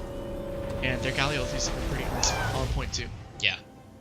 He only had one bad Galio ult. That was at the Dragon fight whenever he ulted the Nocturne that flashed out. But he still managed to survive. They didn't punish him too hard. They did punish him out of the fight completely, but not to a confirmed kill. We have more split pushing. We see Malzahar just auto pushing these waves in the side lane too, which is going to be big if they can keep up the split pressure. Yeah. Obviously, UL doesn't want to look the 5-on-5 team fight. They have the split pressure with the Malzahar. Malzahar has TP to potentially get to anything he needs. But they can't push too far because they don't have that vision control that they really want to push in the next wave that's crashing right now by New Mexico's T2. Or push out bot all the way. And then we see New Mexico here is trying to get as much Baron control as they can. They definitely want to go for this Baron play. Now, if New Mexico acquires this Baron, this will definitely be a doer for UL unless they can stall this out. So they definitely need to play around that top side as best as they can. And this Tristana is going to be doing so much damage. Oh yeah. They have 2 Infernals, 3 items. Pick up the field here. Just going too deep and going to plays that far too risky. Looking for these fights too. Whenever it's, we saw Galio top lane, he's in alt range. They have the Shin ulti still. They have tools to react to things, so you can't just like blind them. That was really good Malzahar Q. Yeah. He could force them off this Baron solo. Yeah. He just has to keep harassing. Yeah, he pulled him off. Dodges the flay. This is very good. Here comes Tristana though. But the little crabbies are keeping him away. This is a very good play by UL. They still don't have that vision control that they want. They can't really contest it, but they were able to stop them from getting that game-ending objective. Yeah. Because especially with New Mexico's comp, if they get that Baron, they can completely ignore UL's split push and force UL to react to them. Yeah.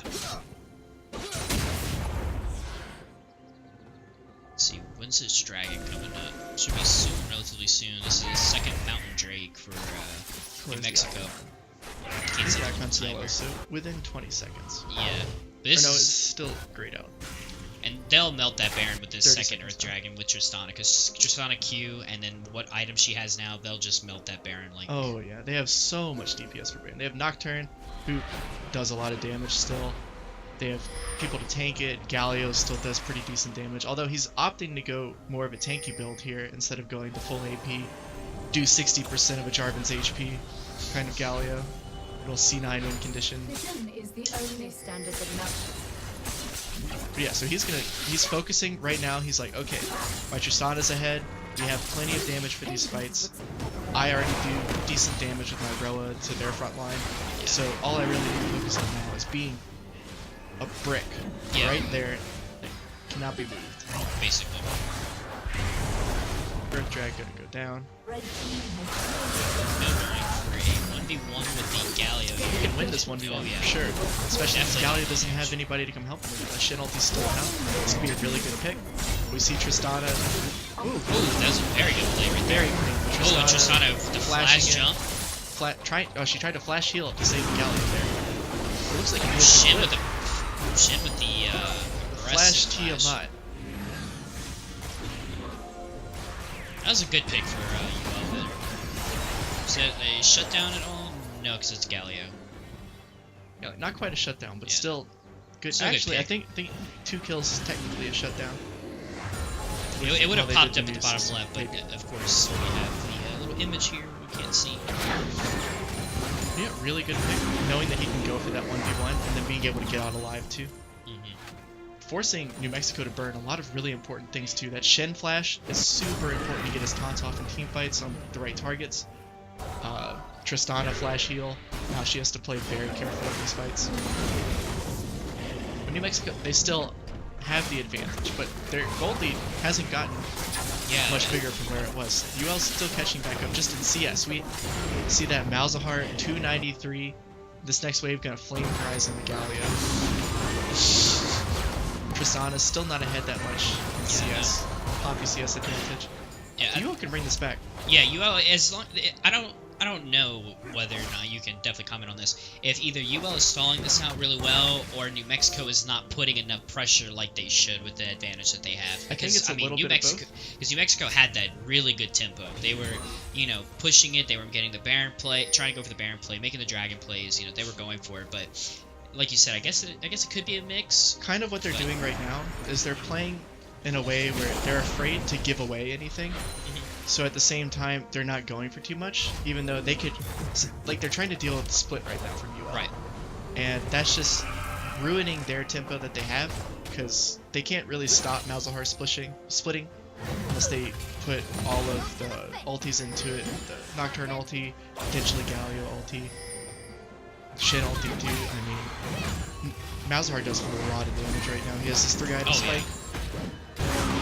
But they're dealing with this split push instead of just looking to make the plays happen. They could give up a top T2, they can give up a bot T2 to get Baron. They just 5-man onto it. UL can't really stop them from doing Baron if, say, they have their 2 important splitters on the side lanes, 5-manning on Baron with 2 Earth Drags to do it really quick, and I think they're just going to snap to it right now. Yeah. They notice UL backed, really bad back timings right here. Yeah. Just resetting whenever you know you have no vision on Baron. And then Nocturne ulti to keep their vision immediately to now, UL should... right there. Yeah, UL's gonna go for a fight here. Bill's going for the big ulti. Thresh almost gets the rest. Malzahar's getting a free. Big ol' tilt fight right here. Yeah, UL is winning this fight as it looks like right now. Oh, huge hook onto the Lucian. Poppy managed to get to, but Malzahar is free reign right now. He's trying his best to do as much damage as he can. Poppy just... Oh yeah, no, this fight is too split. Malzahar wasn't there at the start. He didn't TP into that fight. He ran from base. That's important to look at. Because say if he kept splitting, they didn't all reset at the same time, they used their TPs properly. Yeah. Definitely wouldn't have potentially even lost Baron in the first place. Yeah, and I think one detriment to this fight too is that Lucian getting hooked there, because that stopped him for about a second and a half there, really finishing off that Thresh. That was and one other, yeah, he could have definitely popped off there. Is this a in? No, this shouldn't be an in. It should be a Nexus turret. Oh, they get the hook. Do you get the hook? Out of here. Yeah. Oh. No. Yeah, there it is. Lucian respawn, he is pumping out the damage right now. As long as he avoids all form of CC, he should be perfectly fine. Well, Camille goes for the ulti, sucks Tristana back in. My kill now. Yeah, so much for that. So much for buffering Tristana W, and they should get Shin here because E should be coming back up. Definitely. Oh wait, Shin doing some fat damage right there with that 300 AD super minion. And just really aggressive from the Camille right there. Unnecessary. Ends up getting a great kill instead of being able to help his team maybe get a defensive line of wards. At this point, New Mexico still has Baron. UL is going to need to react to their next push. They don't have any Nexus turrets, so they could get split down. Let's see if New Mexico has any wards. They didn't put down wards because I guess they assumed they were going to end the game. Yeah. Could see a backdoor. That would be exciting. Yeah. Lucian, even though he's been behind, he's still doing pretty decent amount of damage. Yeah. But it's just nothing compared to this 13, 3 and 7 Tristana, 6 items. That Tristana is such a good hyper carry. I mean, just able to get once she gets those. Well, back when I played, I don't now, but because of Storm Razor, I know that's still good.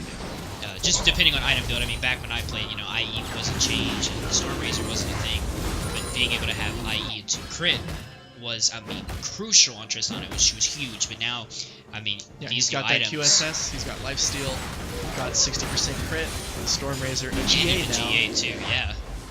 Instead of going for that 100% crit, he's realizing the only way we lose is if I die. Yeah. So, now I just can't die. What do they do? Yeah, just Math don't die checks for out. it. Yeah, the math checks out for him. Just don't lose. Yeah, exactly. Lucian picking up this red. And there's an Elder Drake spawning here. This is huge. What decides the game. Yeah, and this is New Mexico in the pit.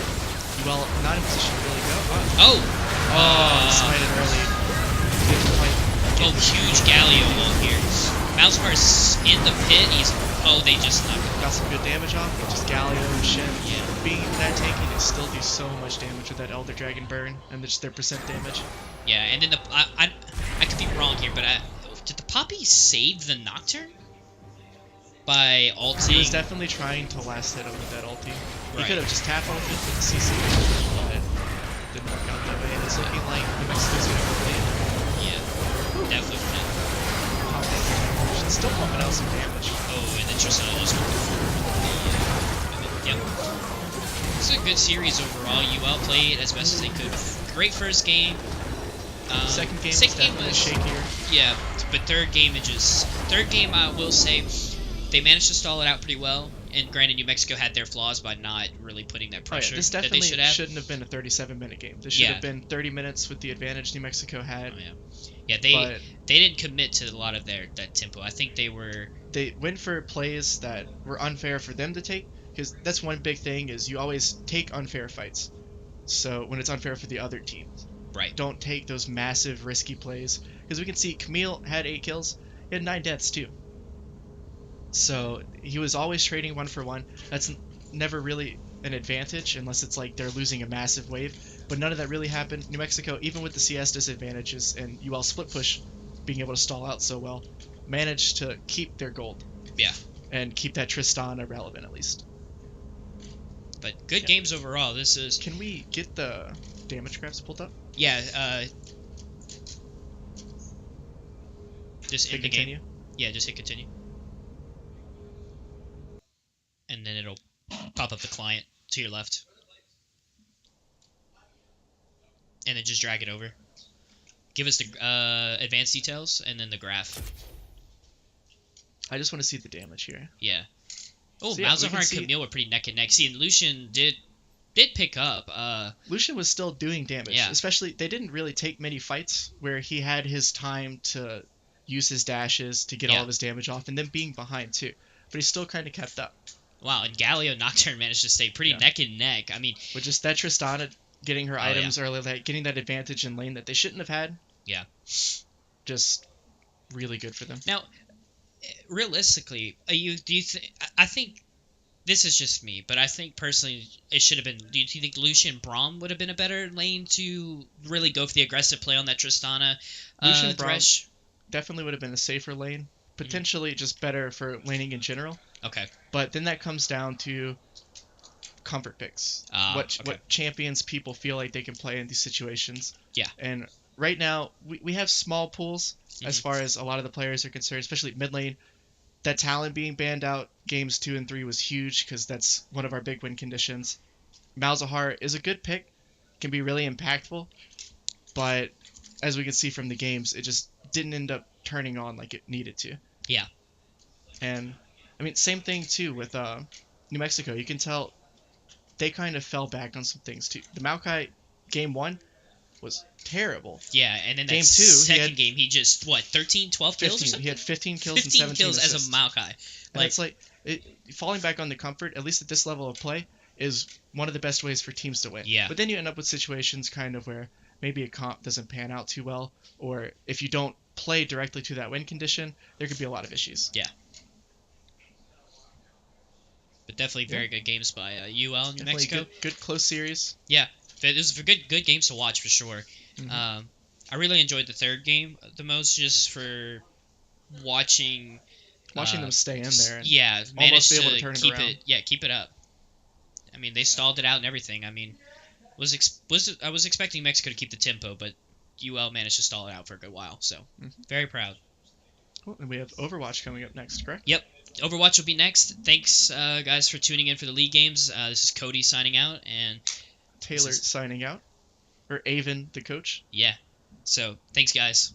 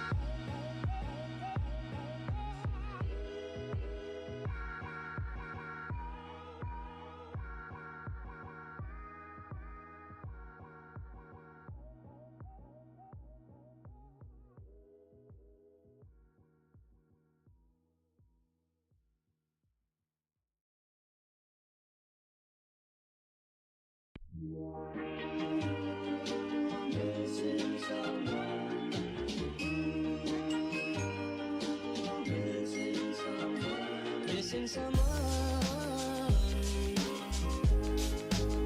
With all your heart. Missing someone. With heart. How much you miss it. And you miss it.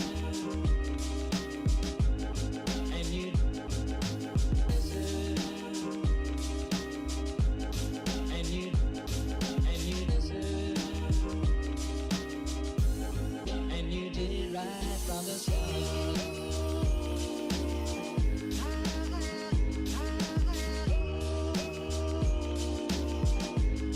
And you did it right from the start.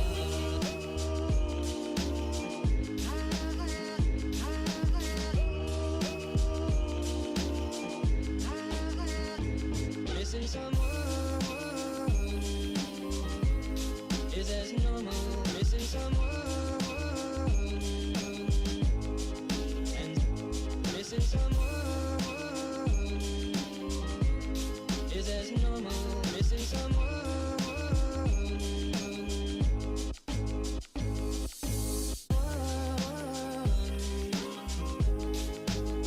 With all your heart. Missing someone. With heart. Missing someone. Normal. I am sad and so down.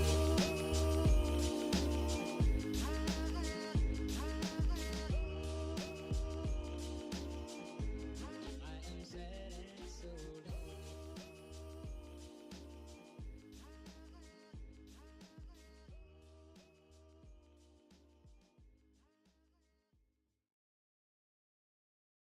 I can't stay.